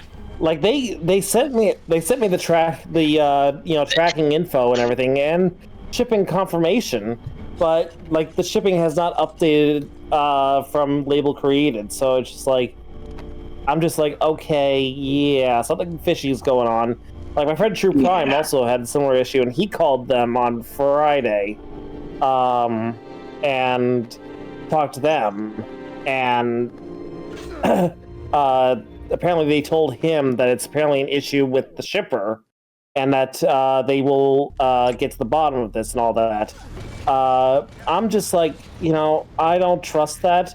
I have a feeling that it's on them. They're just trying to, pin the blame on the FedEx. FedEx is shitty. Regardless. Regardless, I'm just like gonna be like, look, I paid like over $300 for this thing. I want what I paid for. Yeah, like I've worked FedEx before. I've worked their warehouses loading trucks, and I can definitely agree. Like FedEx sucks, but I also think something is fishy, and yeah, I desperately say raise some hell, because that if you spent $300 on it and it's been 2 weeks and you've heard or seen nothing, you definitely need to raise some hell, my guy. Yeah.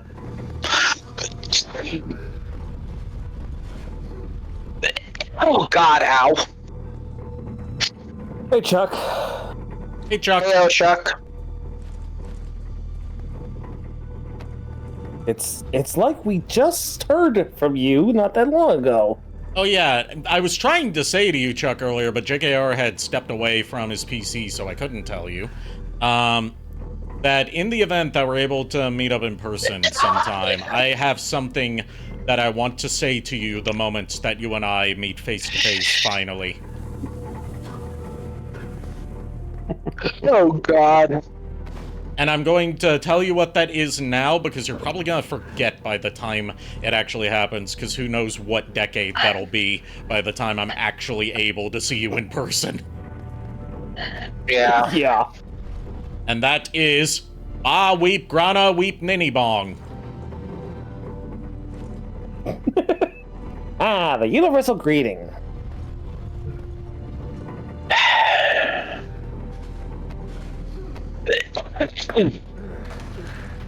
God forbid. Or as Emgo called it in one of his cutaway gags, the universal insult.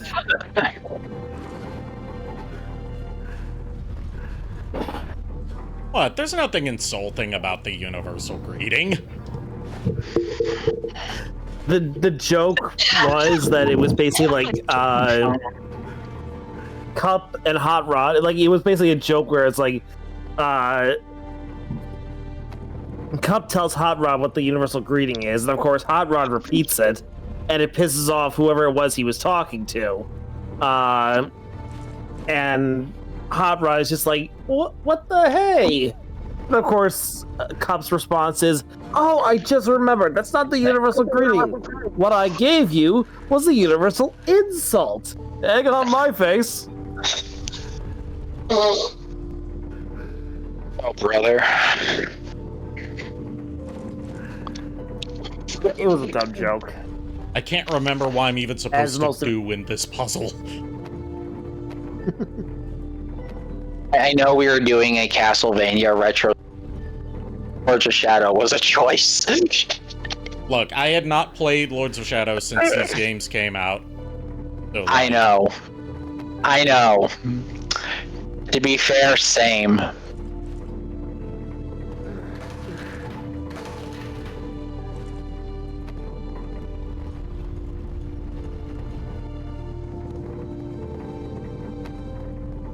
I would assume the time stop would be. Well, no, this is all about, like, moving lasers. And it's like, I don't know what I'm aiming for. Where am I trying to direct it to? So it's a laser puzzle. It's a laser puzzle, but without it being immediately obvious to my dumbass brain, at least, where I'm redirecting these beams of light to. I mean, to be fair, you had a weekend as well. Not as intense as mine, but you had a weekend of weekends, so your brain is not at full capacity.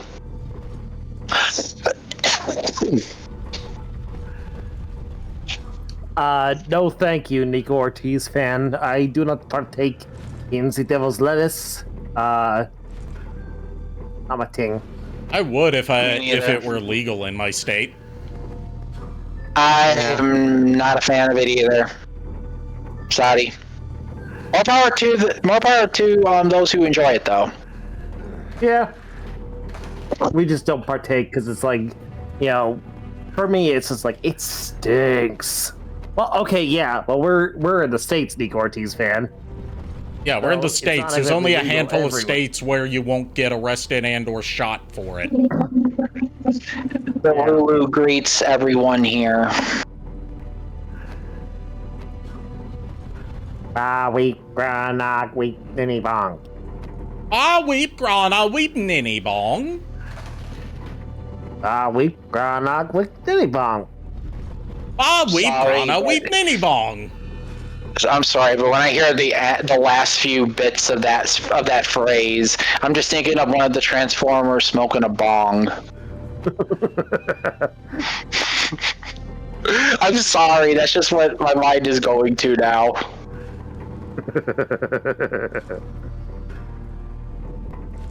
Can't believe it, I'm losing to a rug. Dang it. Thanks, Robin Williams. Also, let me ask you guys this, because this hypothetical popped up on my Facebook today. What? What if, instead of Jim Carrey playing Eggman in the live-action Sonic the Hedgehog movies, how do you think Jack Black would fit the role? Not as well.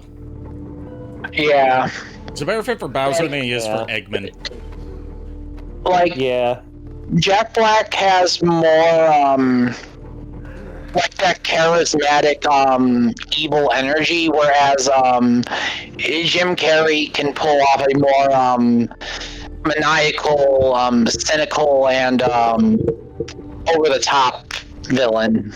He turned this maniacal scientist into a psychical maniantist. So what you're saying is Jack Black would be a better cast for Dr. Julian Ivo Kintobor. Yes. Sure. The Eggman from Sat AM. Yeah. Also, hello. Hey, Lulu. Oh, you're at this part. Yeah, and I can't remember where I'm supposed to be directing these lasers to. Ari's running on I'm running. half brain cells, Which is like mental quarter tired. capacity of my... Which basically means I'm running at quarter capacity of the average brain cells. Yeah, me too, especially since the fact I was in pain all weekend, so it was just like, my mood isn't very good, and I'm just like, eh. So it's just like god damn it. Look, Mercury Stream, you guys made a good Castlevania, but you made it like, I don't even know what to put it as anymore. Didn't you? I know you eventually. I know eventually you've solved it, Nico. I'm refusing to look at the hints because I'm stubborn. Yeah, well, for one thing, yeah, stream host is being a pain in the butt and being like, I figure this out by trial and error, which, good on them, but also at the same time, what is wrong with you? And second, I've only beaten this game twice, honey, and even I don't understand this fucking puzzle. Okay. Give me 1 second. Also, I didn't know that there was a mirror reflecty thingy up there in the top right corner because it's being covered by the fucking mini-map. So you may have figured it out. What I was gonna say earlier, like, this is like the beginning of the stream before my headphones decided to tell me my batteries was low. But the reason I asked like what year this game came out was because of the graphics, and when you told me it was a DS game, I was like, okay, that tracks to the way the graphics looked. I was like, this doesn't look like this was made on made for like the engine that would run like PS3 and Xbox 360 and all that. Yeah, it was made for 3DS, and then ported to everything else. Yeah. Yeah, and honestly, out of all three Lords of Shadows, this one is still my favorite because it goes into a classic Vania style along with Metroidvania. Odd enough. And that's literally it. I mean, I like this one now that the trilogy has been completed long ago. I like this one the most story-wise because you get to see Dracula being Dracula. And I know that sounds like a low bar, but that says a lot about Lords of Shadow too. You're not wrong. Anyway, go ahead, Lulu. Did you want help, or you want to still figure this out by yourself? I will take help at this point. Okay, well, what I looked up, because you're at the bottom of the engineers and stuff like that. You are cutting out a lot. Step 1, pull both levers left. Hold on, let me get my headphones.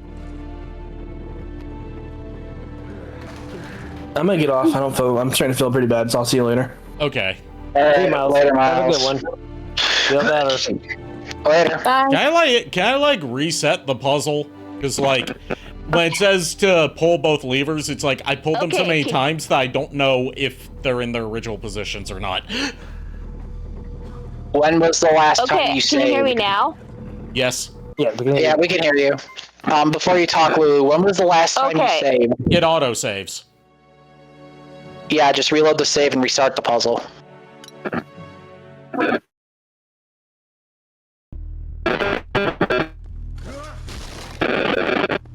Oh, wait a minute.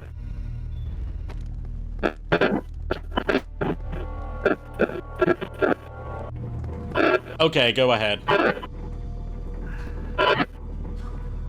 Okay, number 1, you pull both the levers on the left and the right.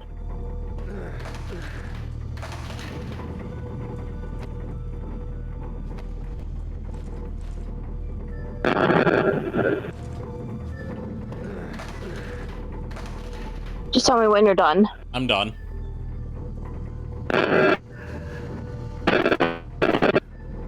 Okay, number 2. I what? You cut out.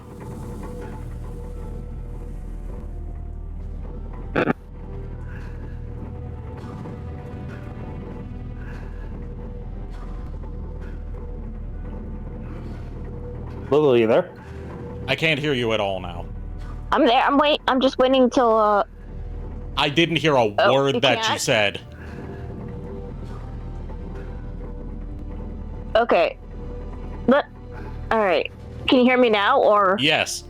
Yeah. no? I said yes. Okay. So number 2. Okay. So for number 3, you move the bottom orb. I didn't hear number 2. So the beam hits the orb just below. Oh, you didn't hear number 2. Okay. Move the middle right orb all the way to the right. Middle right orb all the way to the right. Mean this? Because there is no middle right orb. There's a left orb, a right orb, and a middle orb. No, wait, no, that middle right orb. So many to keep up with. Okay. Okay, 3. Okay. Just tell me when you're ready. I'm ready. Okay, 3. Move. Alright, here we go. Move the bottom orb so the beam hits the orb just below and to the left of the right switch. Okay. I already did that. Okay, so... Alright, so number 4. Move the middle left orb so the beam hits the orb second down on the left side. Okay, hold on. I feel like I've fucked up somewhere because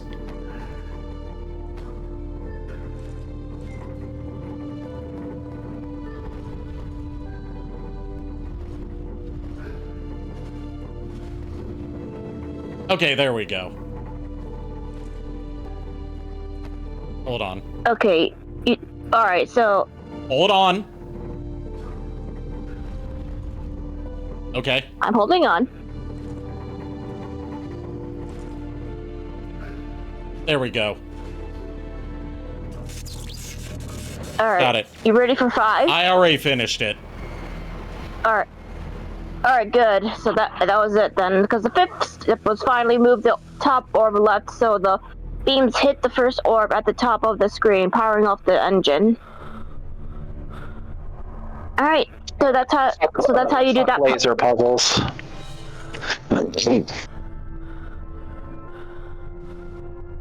Alright then. That was a puzzle. Don't come any closer. You helped me once before, and now you do so again. Why? Who are you? Yep. Alright, well, you guys have fun. Okay, thank you. Alright, dear. Later. Yeah. Yeah, if you ever...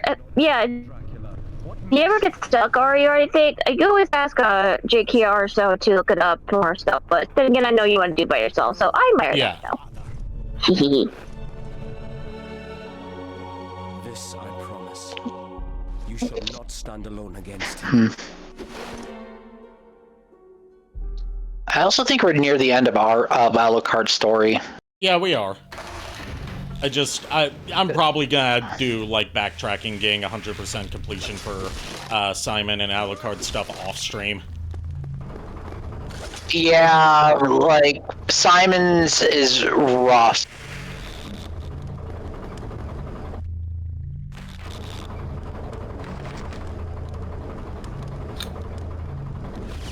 And also because I feel like in Alucard's story, there are parts where I was trying to backtrack.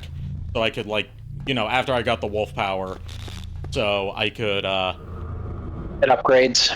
So I could get upgrades, but then, like, I got the whip upgrade for the magnet rails, and then it's like, oh, it just doesn't want me to backtrack now. It's just pushing me forward. Able to deliver your remains to the time. Yeah, you actually have to select the stage to go back.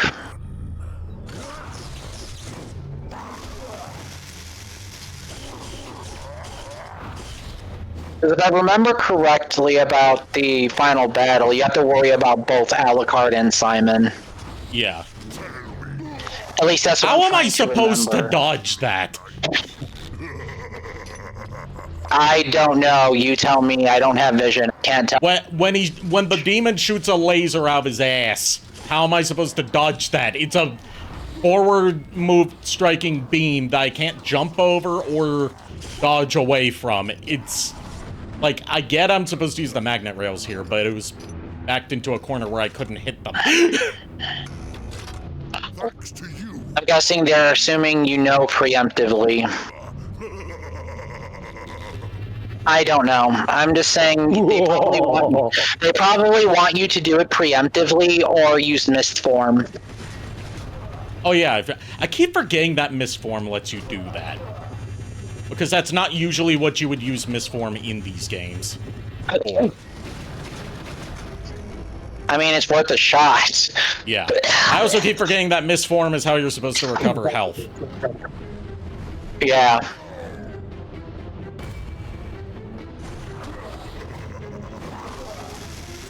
Okay, fuck me, I guess.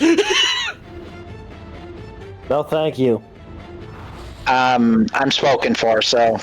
Okay, no, Mistform does not protect you from it. You still take damage in Mistform as if you were solid. Mistform just lets you dash through enemies to recover health. Except this guy, apparently. Okay, so getting hit with a laser while in mist form, apparently that's not how mist works, Lord Shadow, what the fuck? And you also can't phase through this guy, because he has an electrical aura, so I guess I just can't recover health in this fight.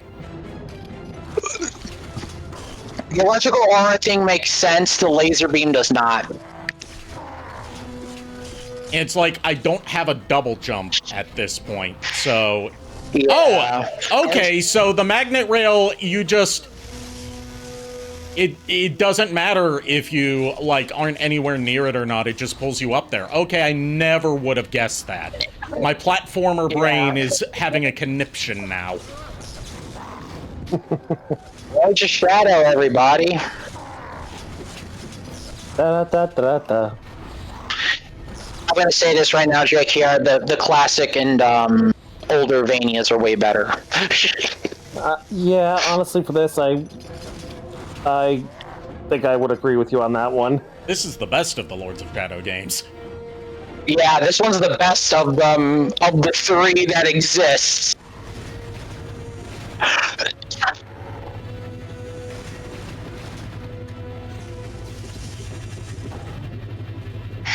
Look, the art direction and the music and ambience is nice and all, but God forbid.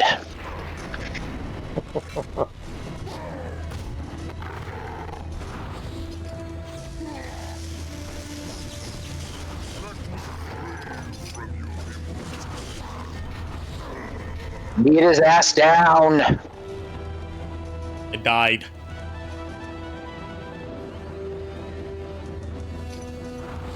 So now it restarts me at the beginning of this phase, when previously it didn't. That is inconsistent as hell. I was thinking, like, does this boss fight not have checkpoints or something? But no, it does. It just didn't register the first time, I guess? I'm assuming... Look, I'm an expert when it comes to the older Vanias, not Lord of Shadow, I'm sorry. I know some things, I don't know everything about it. How dare you? Yeah, how dare I, especially since the fact that a lot of Lord of Shadow's lore is kind of bullshit. The electric thing with the mist, I can understand, because mist is basically a vapor, like water vapor in a way. So technically mist, in all consideration, it's condensation.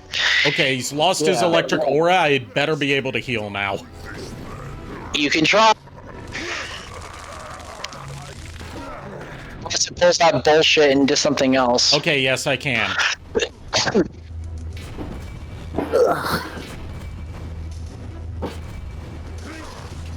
I use fucking shockwaves. What, no star screams?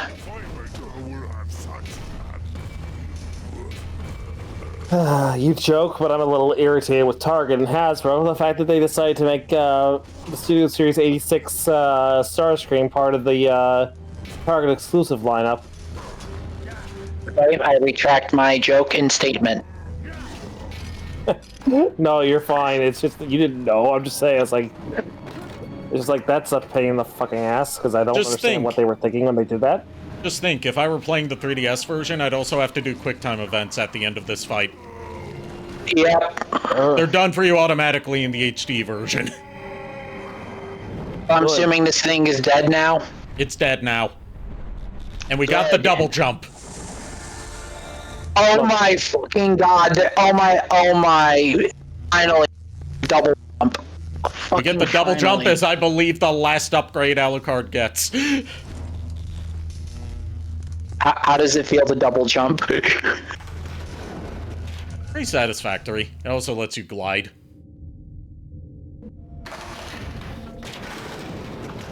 I'm going back down this elevator because I'm pretty sure I saw something off to the side there. I want goodies. Yep, health upgrade.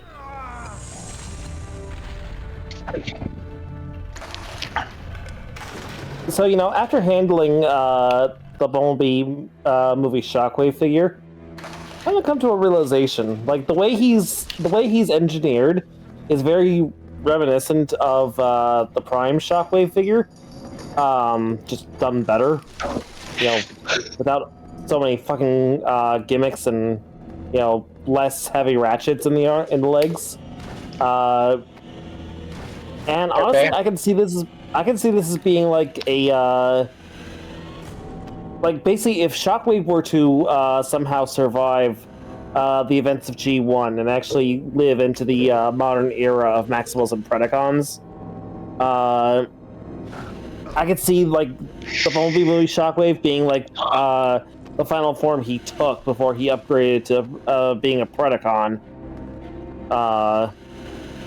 And like the Prime version is what he looks like on quote unquote modern day Cybertron. I was going to say, could you see that being a partial or full mold reuse for a Generations Prime Shockwave? Honestly, yeah, I can see that. I can see them actually doing that. And I could also see this as being retooled and purposed as cryotech.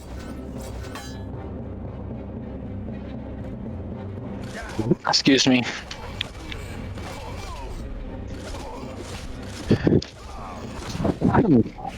This enemy we're fighting right now is just dead-ass a late-game enemy from Devil May Cry 3, but vampire-themed instead of angel-themed. I was gonna say, also another thing I want to correct myself on mentally is, when we started playing Mirror of Fate, I thought Alucard got the Crisagrim in this game. No, that's the DLC to 2. Yeah. I was like, misremembering some stuff. I'm like, right. He just straight up just uses whip. No, badass looking sword. Yeah, his whip has a specific name in this game, and then he goes on to never use it again. Yeah. I don't even remember the whip's name. I could check. It's called The Dark Pain. Okay. So we've established that this thing whips, right? Yes, but does it nay? Does it nay? No, because the guy that did Watch Me Whip, Watch Me Nay is in prison. Good.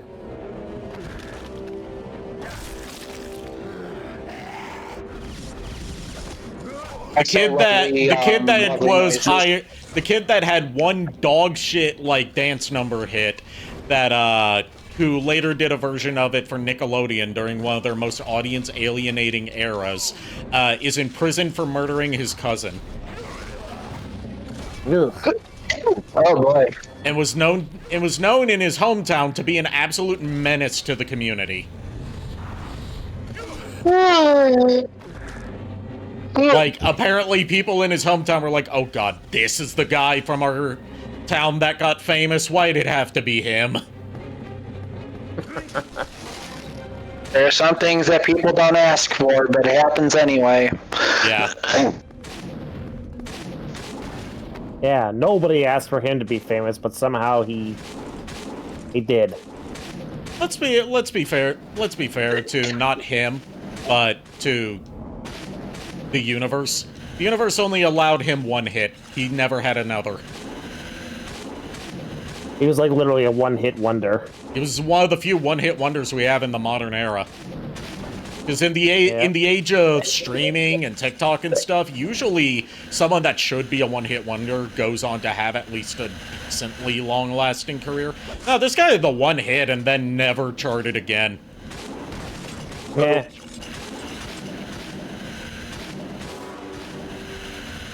I agree with you, random dramatic horns. Okay. God, what the fuck? Just that part of the soundtrack kicks in while I'm just sitting there swinging on my whip, and I'm like, you know what? Why not? Dare I say, why not? Yeah, I hear those horns. God damn it! I keep forgetting how weird the OST is for Mirror of Fate in particular. Because, like, Lords of Shadow is very ambient, and Lords of Shadow 2 is just straight up forgettable. This one is, like, very low-key, and a lot of times I just forget that it's even playing until I get, like, random dramatic horns. Like I said, earlier, when Castlevania has great music, but it's mainly the classic vein, memorable tunes to the music. Lords of Shadow is just either ambience, non-existent, or what the fuck are you doing?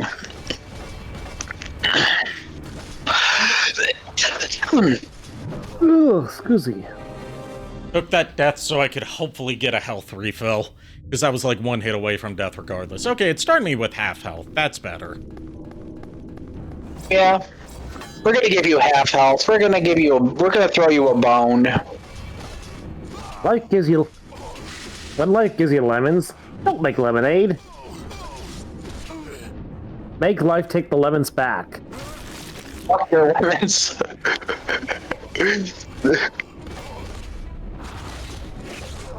When life gives you lemons, throw a party. A lemon party.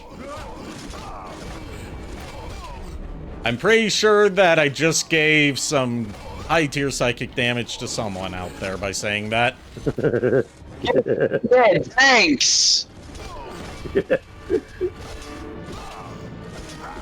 I was already in a questionable mood enough, and now you just had to go on and add to it. You're welcome. God fucking damn it. Ari, do you really have to be that cruel to poor Nico? I wasn't targeting Nico. It was an area of effect attack. He was just within the blast radius. When it comes to both Lulu and Ari, they both make it a hobby and a sport to try to destroy my brain with psychic damage. So believe me, just be lucky you're not in my position. One of them is conniving, the other one giggling gremlin. All I'm gonna say is, like, if you're so prevalent to psychic damage, just stock up on some ghost types. You see, I would do that.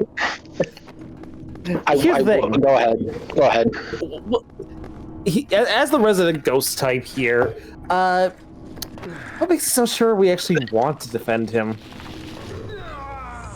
Yeah, to be fair, last I checked, a lot of ghosts tried to kill me. I'm a human. What reason do they have to even fucking help me? Food. Give them food. Ghosts don't eat. Not with that attitude. See, that's just prejudiced against ghosts, assuming that they don't eat. Look, I eat and I'm a fucking poltergeist. Haven't you seen the movie Casper? They eat. Just because it phases through their bodies doesn't mean that they don't eat. Yeah, it's technically, it's more the they enjoy the action of doing it and the taste rather than the actual nourishment. I was going to say it's not even the like pleasurable aspect of the taste and all that. It's that they just want to make a mess for someone else to have to clean up because fuck you, human people. That's what I got from Casper. Wow. Okay, you human people. Is there anything else you want to talk to me about? Look, I don't want to get banned on Twitch for anti-human discrimination. I'm already testing it as is. And with that, Ari is continuing to dig their grave even deeper. Yeah, I know. You want to join me in here? The water's warm. Because I've dug down to the center of the earth. Look, there's no point. Down to the center of the earth, motherfucker. You'd be melted by this point. Look, there's no sense in them digging their grave any deeper. Their coffin's already at the bottom. Oh, I forgot we left coughing down there.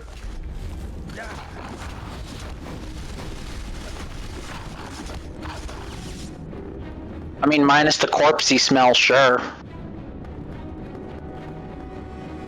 Yeah, it is getting a little corpsey in there. Look, coughing has a tendency to go into the weirdest places. What can I tell you? Yeah. It also doesn't help the fact that wheezing has a tumor growing on the side of its head. Yeah. Also, I heard this. I heard the second head has emphysema. Yeah. It also doesn't help the fact that the Andre Gardevoir stalks Castle Orlock now. Oh, I welcome she her. likes to- She seems like she would be fun to have around here. Oh, definitely, because the fact that apparently her favorite spot is the library. She likes to haunt the library. Oh, fitting, because the library used to be where I streamed from before I finished the throne room. Yeah. She has a very weird addiction to using a mixture of attract, hypnosis, knives, and different potions. That is why that is why I told her not to stay in the chemistry lab, because she decided to make explosives. Oh, so she'll fit in perfectly with the Liliths, then. I hate to break it to you, I think she's already causing an uprising with the Liliths. Nah, if there's one thing you need to understand about succubi and their offspring and various subspecies, it's that they are the ultimate bratty bottoms. You just need to take a commanding tone with them, and they crumble at your feet. Pretty much. Then again, I didn't really get close to a succubus, or many female monsters for that matter. If there's one thing I learned in my trait as a vampire hunter, Alden, never let a creature of the night cling to your neck. So you're saying necking's off the table when it comes to me, then?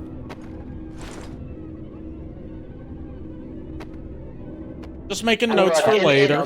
And look, in the society of vampire hunters, the only thing worse than dying is being turned into the quarry you hunt. That is a hidden rule amongst the vampire hunters. I don't see what the average shooting location for an episode of Doctor Who has to do with vampire hunting, but you do you. And this is what I get for being the only human in this castle. But yeah, like I was gonna say that. I mean, there is a Lilith just kind of lurking about the castle. I know her personally. Ah. Oh, that's nice. Yeah, friend of mine. The person I'm referring to is Lilia. Yeah. Because she, she helped me at during Free Comic Book Day, so. Which I'm glad that went well, by the way. Yeah, same here. I'm also like really excited to go to Fan Expo in August. Going to be pooling as much of my money as I can to make sure I get the main autographs that I really want to get, and if I'm lucky, I'll be able to get the full list of things that I want to get. But we'll see how that plays out when it gets closer. Because it's like, honestly, if I get Brian Drummond to sign my copy of, because it's like right at the funny thing is, after I said I was gonna have him sign something Beast Machines, since he's Jetstorm, it like literally like only a few days ago did it occur to me that he was also one of the voice actors in Legends of Metro Nui. Yep, that was an Ocean production. Also, hold the fuck on a minute. Sorry, JKR. One question for you, Ari. You said necking is off the table. Just saving that for later. What did you mean by that, Missy? We are an officially unofficial throuple, after all. Okay, now I'm just fucking terrified. Okay, back to what you were saying, JKR.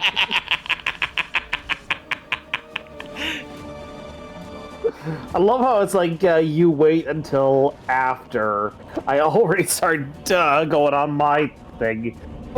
Actually, it crossed my mind, like, just then. It was like, so necking's off the table, just figuring out for later. I'm like, okay. Then you start talking. Then the back of my mind had warning lights, like, wait a minute. I love how it's like that's a delayed reaction. It's like, wait a second. But anyway. Go ahead, continue. Yeah, Brian Drummond was actually 2 characters in Legends of Metro Nui. Like, he was actually 2 of the main, he was 2 of the Toa Metro. He was Toa Matau, and he was also the voice of Toa Anua, the Toa of Stone, for the Toa Metro. So I'm like, you know what? I'm committed at this point to try and get my hands on like the entire team of Toa Metro to sign my copy of Legends of Metro Nui. Nice. Because also the voice of Bakama is also going to be there too. So I'm like, oh hell yeah, I gotta meet him because he's also like I cannot remember his name off the top of my head. It's like Giuliano or something like that. Basically, he's also he was the same voice for L in Death Note. JKR, I don't know if I told you this already. If I have, Lulu found a remake of Bram Stoker's Dracula. Oh? Yeah, it was a recent, that is, available for streaming. And it's a retelling of the, I think like of the Francis Ford Coppola movie, just in a more darker gothic setting. Oh. What's the movie called? And, you would have to ask Lulu, but I think it's just, Bram, like, it's just like a retelling of Bram Stoker's Dracula. You would have to message Lulu about that, or I would have her, give you the title of it. I think it's like, just Bram Stoker's Dracula, but it's I don't know what the full title of the actual remake is. Because honestly, what, like, the only, like, new-ish, and I say ish because it came out a couple of years ago, vampire movie that is anywhere close to Bram Stoker's Dracula was the new Nosferatu movie. Give me a second. Let me ask Lulu real quick. Yeah, sure. This is actually legit got me curious.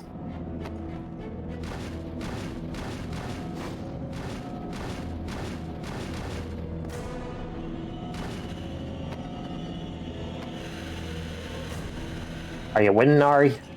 I'm whipping at least. Whipping their asses. Oh, bye.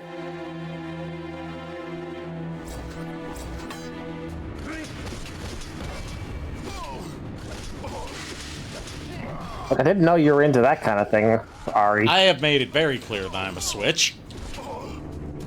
Hey, look, nope. Yeah, that's fine. I don't make it a personal point to know people's sexual preferences. And yet you keep finding out regardless. Yeah. Not like I'm trying to seek this shit out.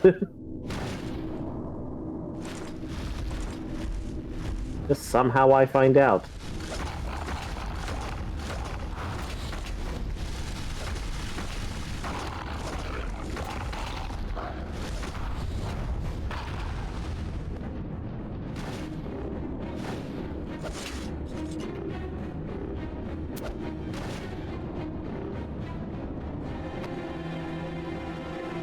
Try that again.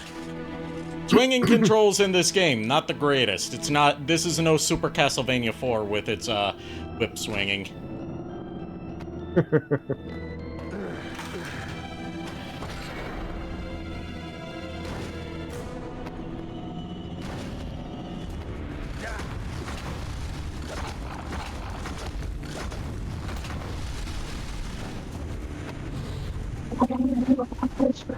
I'm back. Lulu is sending you the Bram Stoker movie in question. I think it came out recently. I do, but it's one I've never heard of. Okay. I think she's sending it to you privately on Discord. Yep, I'm just... Yep, there it is. Oh, okay. Yeah, I think I heard about this, but like, okay, so it's Dracula, Evil Rises Again. Or that's... No, wait, that's just the name of the trailer. It's, Dracula 2026, apparently. Yeah, Dracula 2026. Okay. Yeah. Yeah, about, well, it's been like... Okay. Yeah, I will, I will actually check this out if I can. I'm wondering, where is this available? Wait, I Yeah, think me and Lulu want to watch it. I have a soundbite from Alucard on the soundboard that sums up JKR's sudden interest in this. God damn it. And I think Nico knows what one it is. I'm interested in this.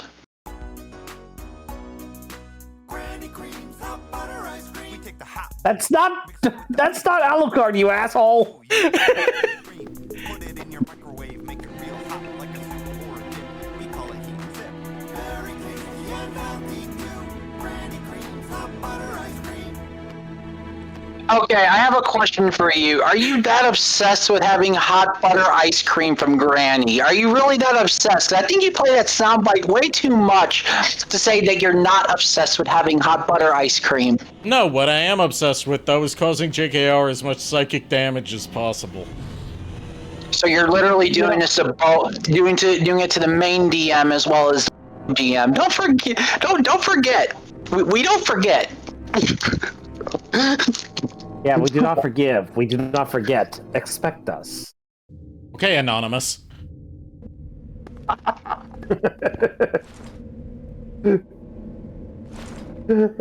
god. But yeah, I had to finish honestly, munching on. I had to finish munching on a chip before I chip. Look. You know what? I'm making a executive decision right here and now. Rocks fall, Varen dies. Just Varen, everyone else is fine. So Riku, Galavar, Wheeljack, and Vixie, you all have claim to her items. You are free to do with what you will with the body. Igor now has the Bride of Frankenstein being created. Just a more voluptuous version of it. What you're saying is it's not an upgrade or a downgrade, it's more of a side grade. I mean, I guess. If you want to look at it that way, okay, sure. I love how it's like. I love how you are just turning everything we use against you back at us. Yep. I just want Art of Varen for Halloween, just dressed up as the Bride of Frankenstein and just looking at Reek as Victor Frankenstein.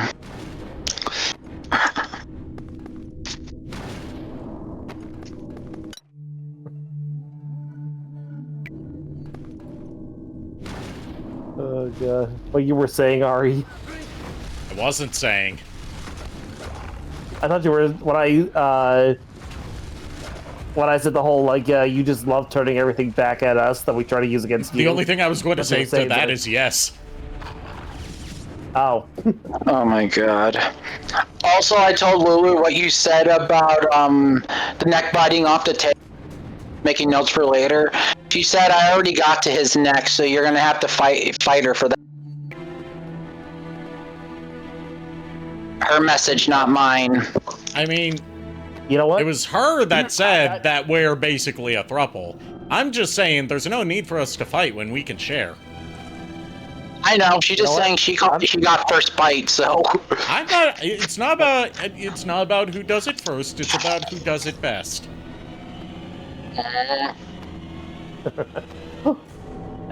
You know what? I'm gonna start selling tickets for this. I'll make a fortune off of this. making money off of my misery. Wow. Look, I never said I wasn't an asshole. I mean, fair point. I have told you on multiple occasions. I am an asshole, like my father before. Yes. Yes, the poltergeist pulls out a camera. Posts it on Brazzers and literally does not give a crap, charges a ton of money just for the fact that a vampire hunter is getting bit by by a doggo and a vampire at a vampire at the same time. Proceeds to die out in pool of blood, or just kept alive to make use of him. Yeah, that sums up my life. So did I get the tags correct, JKR, or do you? Yeah, you're pretty on point. Yep.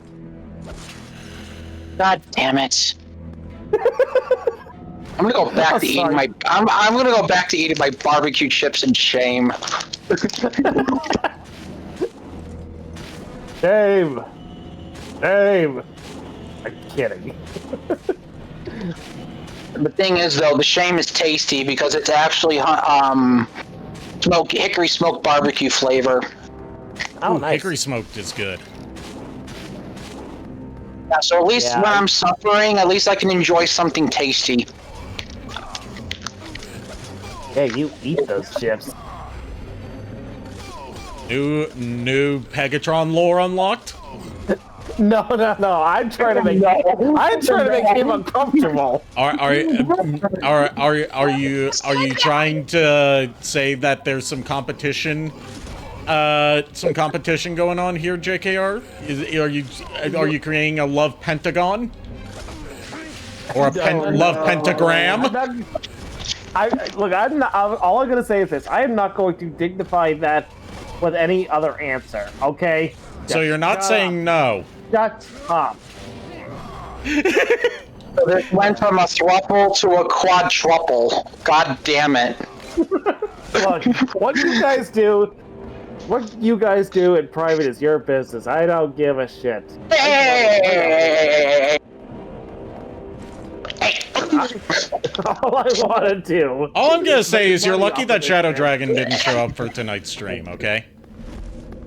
Yeah, we'll probably hear about it later. If you want me to be completely honest about point, I'm just gonna end up dragging the rest of the people into this on accident, and then I'm just gonna end up becoming the protagonist a monster musume. That's just gonna fucking happen, and I'm probably gonna be a dead hunter.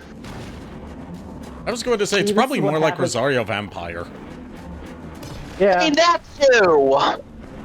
The question is, the manga or the anime? Because those are two very different answers. Yeah. Manga straight up. The good Rosario Vampire. Yes, correct answer. I have only ever, unfortunately, seen the anime.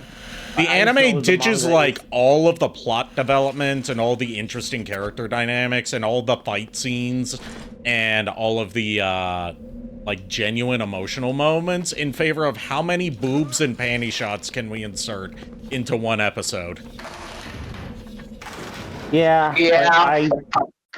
I like tried to watch a few episodes of Rosario Vampire when it was on Netflix years ago, and I was just like I like me some fan service, but that was just too much even for me to take in. I was just like, there's a limit on how much fan service needs to be put into something before it before it turns into just like just horny on main. See, I don't mind tons of fan service in an anime, with that partly being a selling point for it, if that is the point, if like the point of the franchise is fan service is an integral element. But in the manga, fan service was incidental or used for like comedic mishaps. In the anime, it's basically the only reason that they want you to keep watching. They just straight up like ignore plot progression and end off season 2 without getting into like any of the stuff that really starts getting interesting in the manga. Look, I have not much problem with the anime. I mean, there's animes out there, but the one thing I was like, what the hell, was just the ending to it, where quote-unquote Dracula is just spanking the hell out of Mocha's younger sister. Yeah, and that's not even remotely what happens in the manga. No. Fucking Dracula is First of all, it's not even Dracula, it's Alucard. If I could think of two anime that have Alucard be the most frightening creature in existence, I'd have two anime, and it's awesome that it happened twice. I know, but Dracula is mentioned in both the anime and manga. I know, I'm just saying as a side tangent.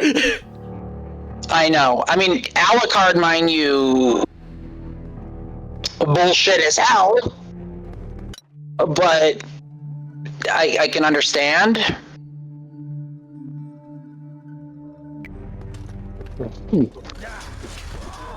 That makes one of us. Basically, the Dracula, the closest thing to a Dracula that we see in the Monster Musume, not Monster Musume, fuck, I got my horny, Monster Girl anime confused. Rosario Vampire. Like, we don't see Dracula in Rosario Vampire's manga. We do get Alucard, and he's basically a living eldritch monstrosity. Oh, yeah. And it takes a vampire queen that is in leather, a headmaster that literally has the power of God, and a pervy master with an ability to slice things in half through dimensions with his hand to try and fight this damn thing. Oh, jeez. To try and fight being the key words. Not to win, not to beat him, just to be able to not instantly die. Yeah, and mind you, when I told my friend about Tahufa's Dimension Sword from that manga, he's like, what anime is this from? Rosario Vampires? Broken ability comes from a harem anime. Yep. I'm like, yeah, that sounds about average. That sounds about right. That is usually how it works. Also makes me mad that Mocha is able to use the fucking vampire killer whip they call Belmont, even though that whip is supposed to harm vampires who touch it. So thank you for that, Rosario Vampire.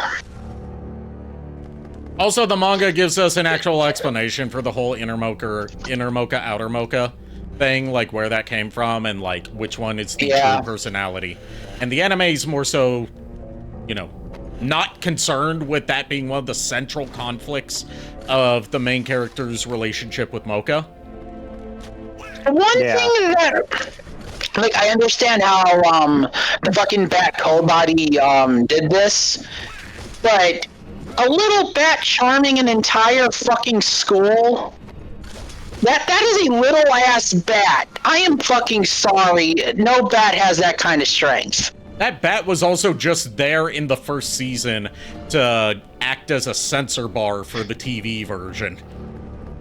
And yet somehow this bat got more girls than any harem protagonist alive. Yeah.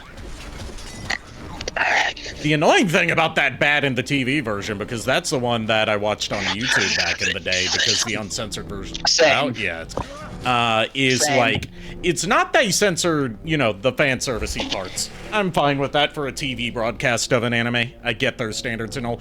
It's that they were wildly inconsistent on what was so lewd that they had to have him cover it up. Yeah.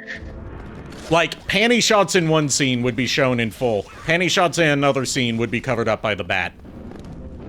And I'm not one who particularly likes panty shots. But I'm like, either uncensor them all or censor them all. Don't do this, oh, these ones are okay, but these ones are arbitrarily too much. Yeah. Yeah. I'm not one for, like, you know, younger me would take any fan service that they would get. Nowadays, I'm like, I've got standards for fan service, and a lot of it coming from, like, is the person doing the fan service a willing participant in said fan service, or is it happening to their either dismay or, you know, harm in some cases? Yeah. So how far? So Mirror of Fate. How far are we going?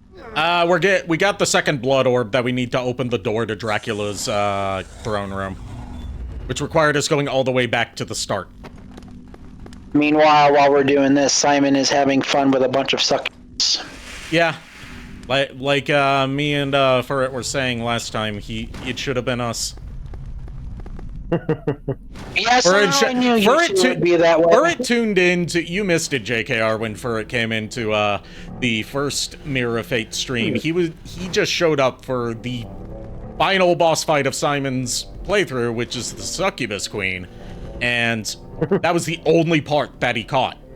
So he shows up for the Succubus with the harem of ladies whose souls she sucks to power her barrier. And that is all that he's been exposed to from Mirror of Fate. When was this? A couple weeks ago. A couple weeks ago, and JKR, I'm going to say this right now. The moment we got to that Succubus thing, when those two said it should have been me, there was no amount of hydration could quench the thirst that was apparent. You know what they say, I do tend to be dehydrated, that's why I'm so thirsty all the time. Look, you two can have fun with the succubi if it suits you guys just fine and well. I value my life. And now I know there's probably gonna be some hypothetical person who's like, wait, you said that you have succubi in your castle, why don't you just hook up with them? And for me, it's like, it's more so that there's a power imbalance there. I don't want to feel like I'm a boss leveraging their seniority and authority over someone just to get favors. I would rather it be mutually beneficial and with no power dynamics in play. In other words, the succubi may be horny on main and be up for anything that their master tells them to do, but that doesn't mean I'm just gonna take that opportunity if it's handed to me on a silver platter. I want it to be a genuine conquest, not just me leeching off my subordinates.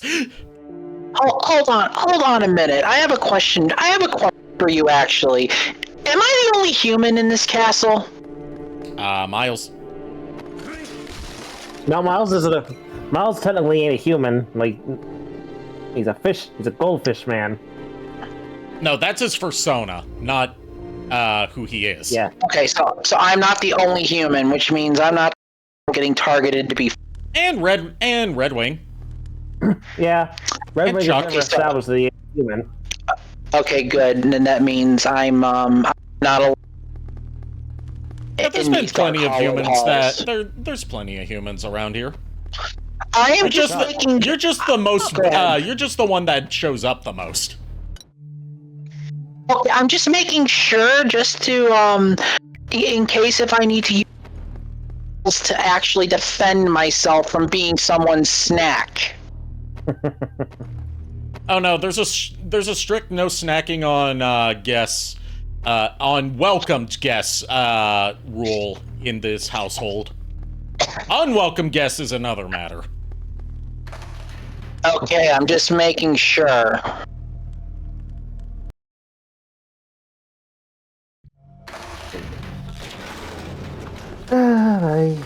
It's like these are friends, not food. It's like they said in Finding Nemo. Finding Nemo.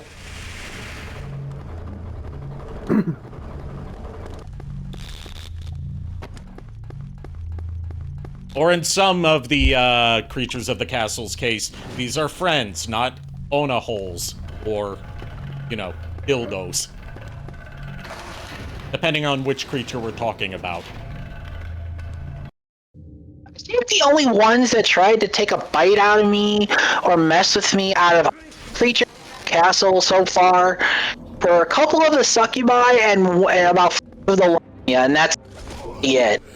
Aside from that, I had a pretty much an easy time. You see, if you fill out an incident form, I can make sure that they are punished accordingly. Unfortunately, that was way back when I first started here.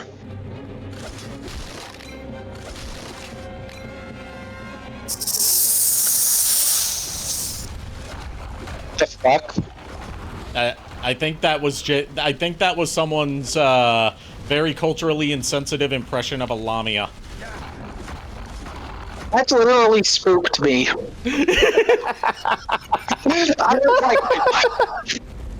I was like directly for that. I was just like, oh fuck no. I ain't becoming someone's fucking puppet or slave or snack. Fuck no. Or all three. That too. How'd you go in there? I was gonna say I had my crucifix, some weapon, my axes, my holy water, fucking dagger, my stopwatch weapon, and my whip ready. I was like, no. I will be cheap as hell and I will spam weapons. I don't care. Do you have double shot or triple shot? Yes. One. In fact, that You can only have one or the other. I have triple shot. Yeah, I was going to say, like, if you say double shot, then you're a dumbass.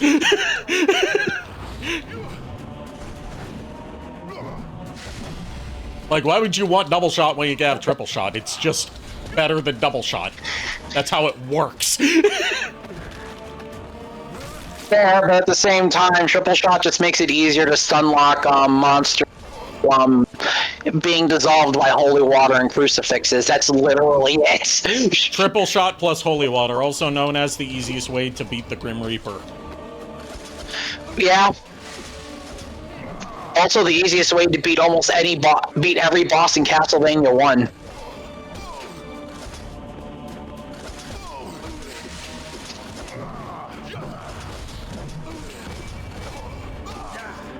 See, the reason I have so much trouble in Castlevania 1, other than just not being good at it, which I will fully admit, is I have a compulsive tendency to whip every single candle that I see.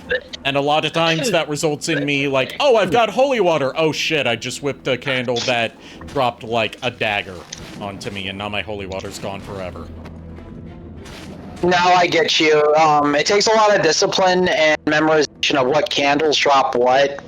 And even then, it's about pattern recognition as well as knowing change what items in the candles. I also just don't know where a lot of the double and triple shots are. I know where some are, but I haven't played through it beginning to end enough to know all of them. Do you want to know a secret about that? Yeah.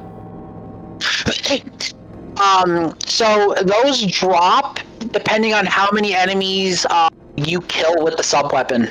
Okay. So basically, like, for example, during the Grim Reaper area, like the room before the long, with the 2 axe armors and the Medusa heads. Yeah.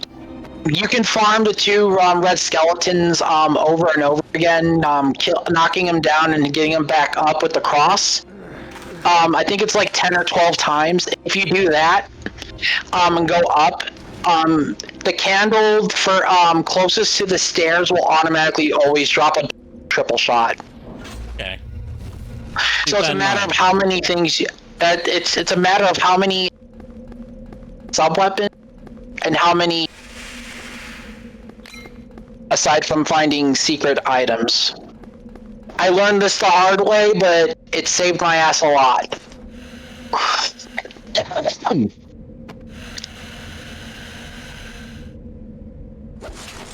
So what you're saying is, if you want to make sure, if you don't have a triple shot at the moment, you're in my castle, and you are feeling a little unsafe, I should just let you go to the bone zone and farm the skeletons in there.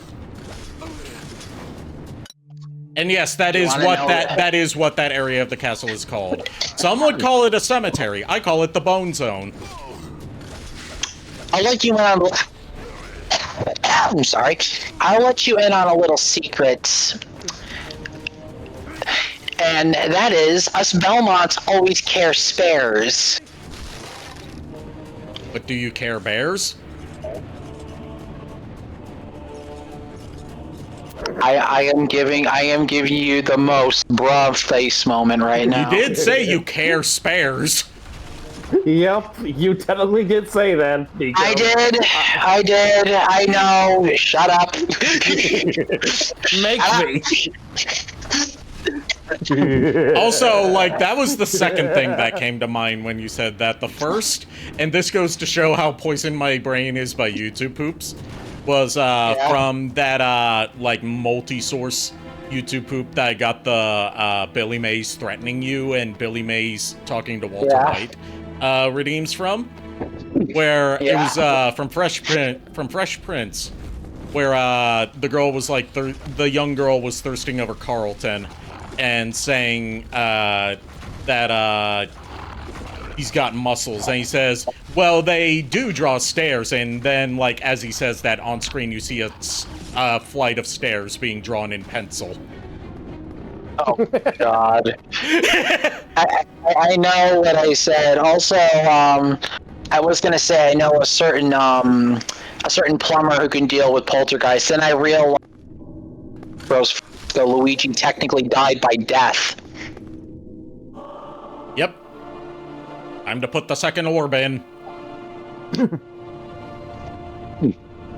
Look, honestly, you know, when as usual Luigi fails, I know a guy who can pick up the slack in his place.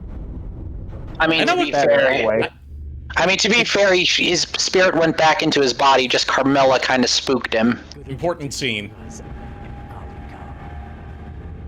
Father.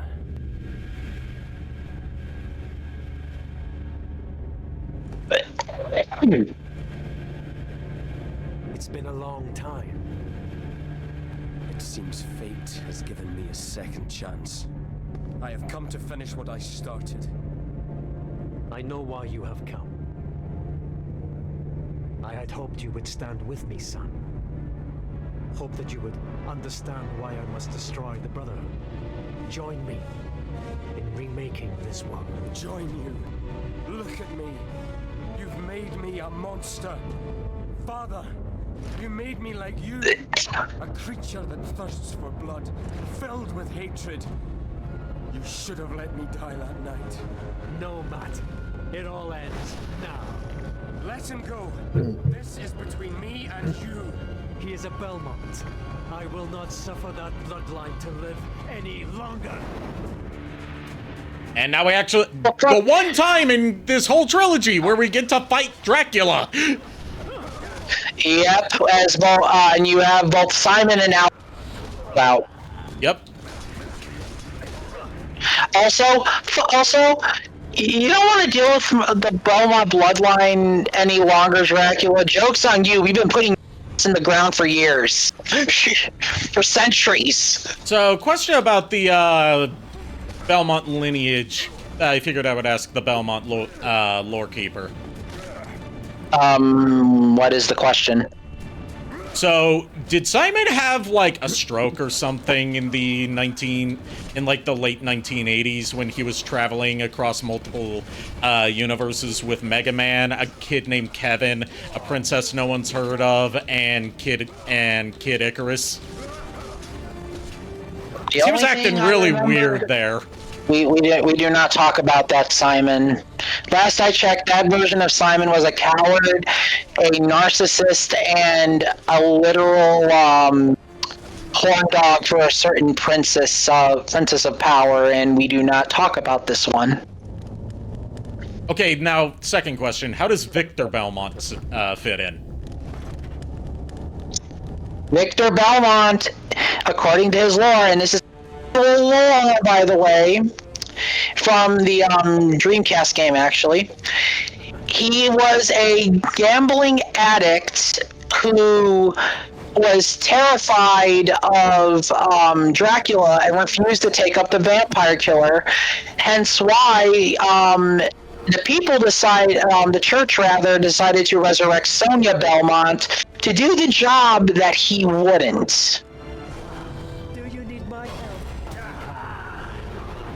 I forgot about this part of the fight.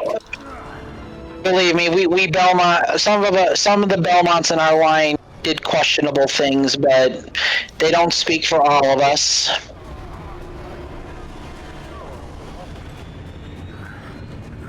You're pathetic. There, we grabbed the smoke out of you, Simon. We have cured you of your nicotine addiction. Oh God. I will say this about Mirror of Fate. This is an awesome way you fight Dracula, despite the fact this is the only time you fight Dracula. Yeah, because the rest of the time you're playing as Dracula.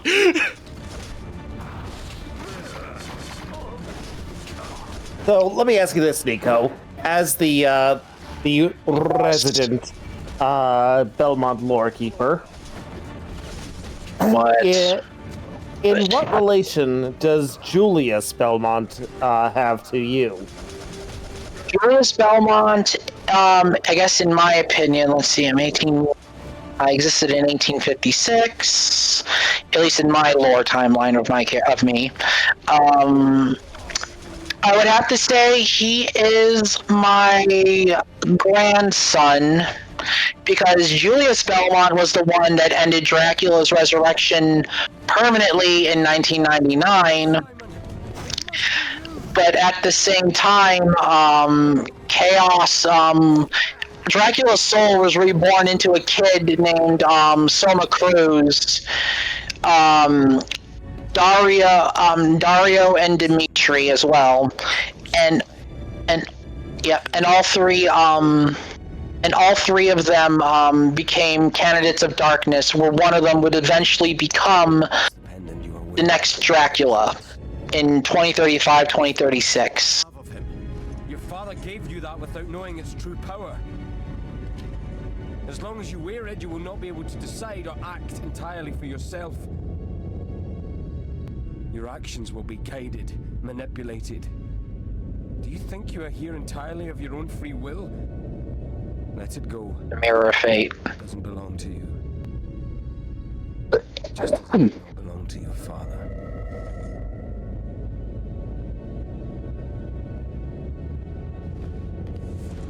But yeah, no, the whole war between the Belmonts and Hunters and Dracula had lasted 1,000 years. Will you tell me now who you are?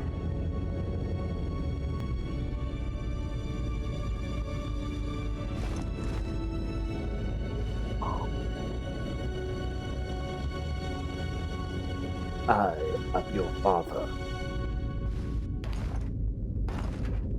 You joke about that. I know I joke, but I'm that's like legitimately me thinking it's like that's his father, isn't it? Act 3, Trevor Belmont, 30 years before. They do not try to hide it. They don't. No, Alucard is Trevor Belmont. That's your It's yeah. Please, leave it. It's not a toy. One time we see Sypha do anything. Aside from, you know, much, yeah. looking sexy as a ghost and guarding you like your mommy. I don't know. I suspect they believed he would not return. It must be me, Sypha. It can be no other.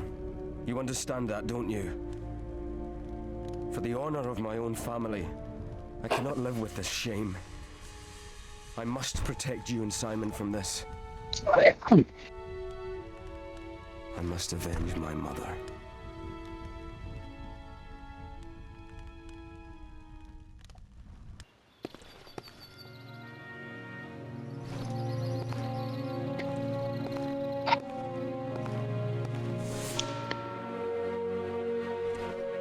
I have carried this small piece of mirror since I was a boy.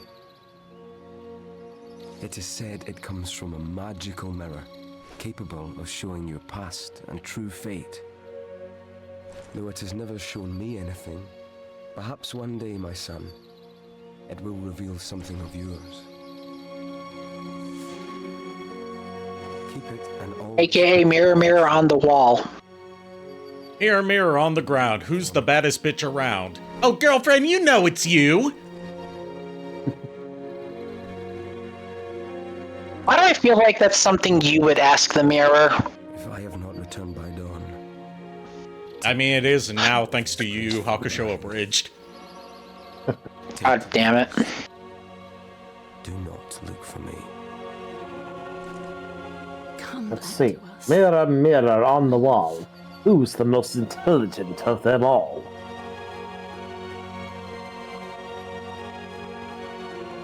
I Answer think your mirror is broken. Answer hazy, try again later.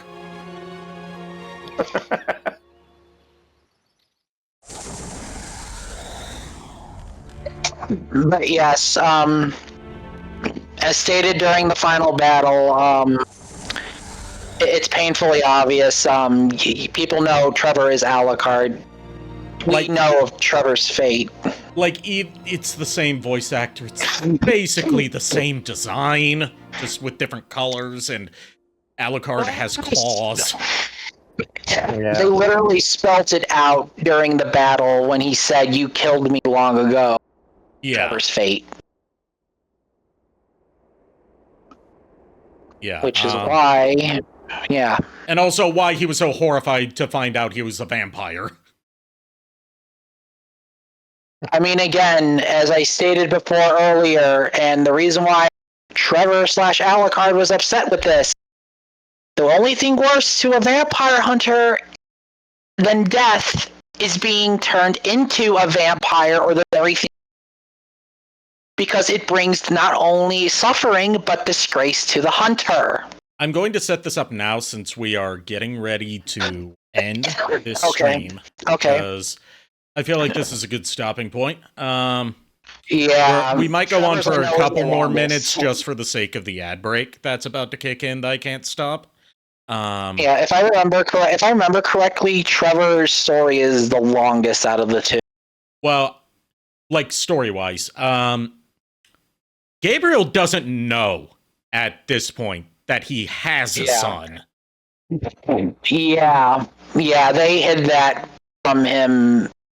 And like his son honest, that is a low blow. The Brotherhood of Light hid his son from him, and instructed his wife Marie to never tell him that she had had his son while he was away for a year at the beginning of Mirror of Fate. So, which is why the Brotherhood of Light rose him and trained him into the art of combat. Like minor spoilers, because we basically know how this is all gonna wrap around by this point. Gabriel/Dracula's initial battle was just with the Brotherhood of Light. Yes. For, deceiving him in Lords of Shadow 1. Sending his own son that he didn't know he had and that had been hidden from him for all these years to fight him to the death is what tipped the scales from fighting against a specific group that had wronged him in his eyes to full-on genocide of the human race. Oh, wow. Pretty much, yeah. And as Gabriel does deeply care for Marie and Trevor, because, again, he did not know Trevor was his son until later. That was life that both him and Marie brought in. And knowing that he's killing his own son, like, you gotta imagine what he's feeling as well. Like, killing the very person that you and your love brought into this world. It just hurts.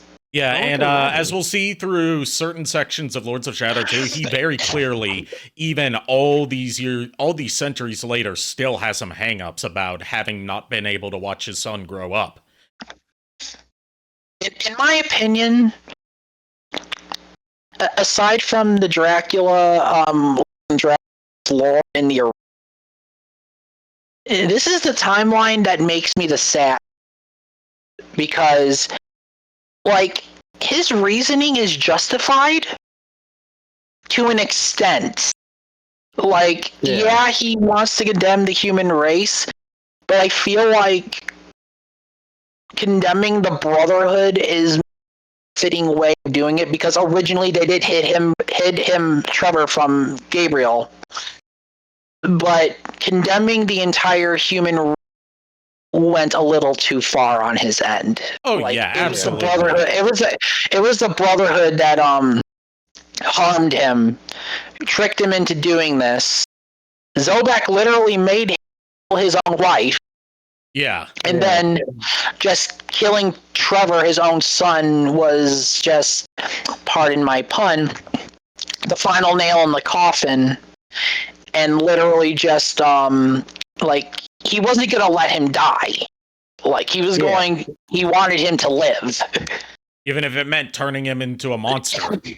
Against his will. He wanted to die then and there. Yeah, and like I said again, a vampire hunter or not will die on the battlefield, and when they die there, you leave them to die. Yeah. We do not wish to be resurrected. We wish to move on with our life. Our chapter is done. You also have to think, this is something that's not delved into enough in this game, but you've got to think about how this is for Trevor, because this is the first time he's meeting his father in his whole life. Yeah, Trevor, as well, like, finding out about Dracula, because I think, the kind of filled him in a little bit on that. I feel like based on what he said about, like, I must avenge my mother, I feel like it's implied there that the Brotherhood didn't give him the full details about how it was Zobek. I was gonna finish my statement about that, but, basically, they filled him in, the Brotherhood, acting corrupt as hell, basically filled him in on what information they wanted him to learn about instead of the information that he needed to know about. Yeah, and, And through that, when I think Trevor somehow, in a way, Gabriel was Dracula, but at the same time he didn't. Like something like call it a hunter's instinct or like a knight's intuition.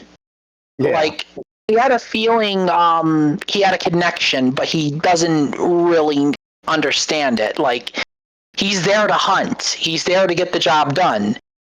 And knowing eventually the truth realized, like even with a heavy heart as well, like despite Gabriel being Dracula, Trevor has to fight his own father. And even Alucard when he had to fight his own father, because like despite Dracula being Dracula, he father and his mother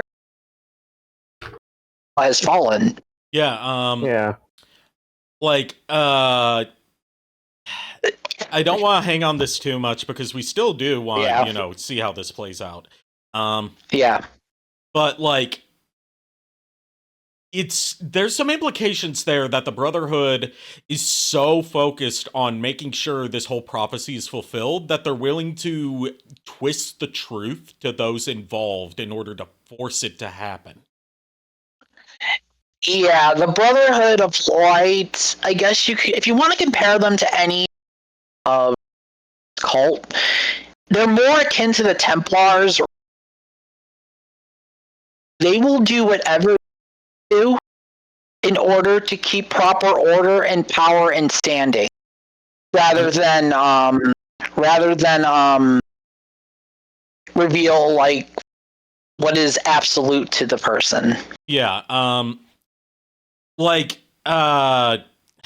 I feel like I'm inferring some things that may or may not be intended here, but fuck it, I'm gonna do it anyway because this game doesn't give me too much to work off of in terms of motivations for certain characters or like what's going on in their head. But like with Trevor, like he knows that his father is Dracula and that he has to defeat him. I feel like it's implied that the Brotherhood told him about the monster that his father became and not their role in making that happen. Yeah, hence why the Brotherhood made Trevor listen to what they want him to hear instead of knowing the full understanding of it. Because again, Trevor trained under the Brotherhood of Light. He literally was raised by them and removed from his mother. And through that training, the only knowledge Trevor had was what the Brotherhood knew. And they had a way to manipulate that information to where it's like Dracula has returned. They're not going to tell him that it's his father. You need to go there and you need to put a stop to him and end him. And I feel like they tried to use that to convince him that he was the one who killed Gabriel Belmont. Well, yeah, now that I'm remembering how this plays out, Brotherhood of Light, while they may have the right intentions of, fighting for the cause of God and defeating Satan, they are scummy as fuck. They really are. It's a matter of like, and this is me saying this as well. It's a matter of people using religion and God for the wrong reason and meddling in something they really shouldn't. Like, they have a prophecy that says how everything's gonna work out. And the moment something happens that they think is not according to their God's plan is when they try to intervene and course correct. Yes, and in a sense, they overstep their bounds. Because again, as we saw in the first game, all three Lords of Shadow holding a piece of the God Mask messed with something they really shouldn't and left their dark selves on the earth while their spectral, purified selves rose to the heavens. And as we learn from Zobek being basically defeated by Satan, you do not fuck with that kind of power. or creature has the right to mess with powers that are akin to a god. Yeah, you don't mess with divine power unless you're willing to suffer the consequences for any slight misuse of it. Pretty much, which is why I say power is completely overrated. Do not mess with that kind of stuff. Yeah. Unless it's the power. Nintendo power. Get the clues that you can use God. Nintendo power. What about the words of power? Or the worlds of power. Yeah, the worlds of power, what I meant. Or the rings of power? the touch, the power. Yeah. That's gonna do it for tonight. I'm ending it on that. Yeah, I am done giving lore for tonight. I have already I'm dealing with massive psychic damage. JKR is suffering with psychic damage too, and it's all thanks to Stream Host here. Thank you, by the way, for driving us a little more mental. You're welcome. God damn it. You see, that's how I corrupt you. It's not through, like, it's not like a mind flayer corrupting someone where they get inside their head and fuck with them until they become their puppet. I do it more gradually. I chip away at your psyche bit by bit until you've become one of my puppets. You see, here's the funny thing you say about that. I'm immune to hypnotic charm and many forms of mind control. I don't know why your psychic damage is affecting me, and I have to look more into this. So basically, what you're saying, Ari, is you are basically the personification of the One Ring. Yes. We have to throw you into Mount Mordor, into Mount Mordor. Doom. Mount Doom, in particular. Yeah. Mount Doom, which is in Mordor. So me and Jake here have to travel to Mordor to throw you into a pit of. And you will not get any you will not get any giant eagles to take you there the fast way. You have to walk. Don't worry, I'll probably just use a red crystal, kneel in front of something, and just let a wind elsewhere. Okay, so which one of you is Sam, which one of you is Frodo, and more importantly, who's Gollum? Well, the answer's the Gollum part. I guess you're Frodo and I'm Sam, seeing as how Sam gets married in the end and by the ring, which means you're the one holding the damn ring. And you are the ring. I was about to say, are you saying that I'm never going to get married and I'm going to end up maidenless? No. I was not going to say that. It was Frodo's best friend, and it was Gollum. I wasn't trying to make a jab at you. I was honestly trying to figure out what did you, Nico? I know I did, and I'm defending myself on this one. I will stand on this hill. All right, let's put it this way. You're the one that lives to tell the tale. I'm the one who gets asked, do you wear wigs? Okay, that's a better way to put it. And also, you're damn right I will die on this hill because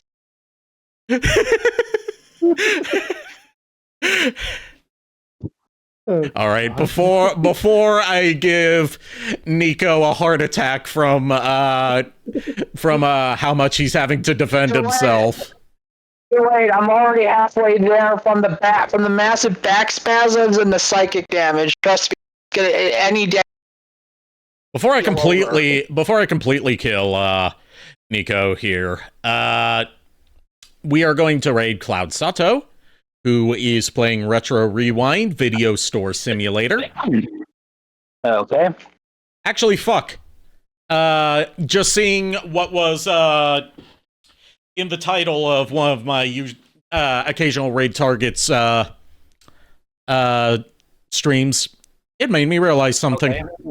And I have to say this before I get off tonight. And before it passes over to midnight, which it's not yet, but still. Yes. Today's June 6th, June 7th. So today's 6/7. Nico, did you hear something?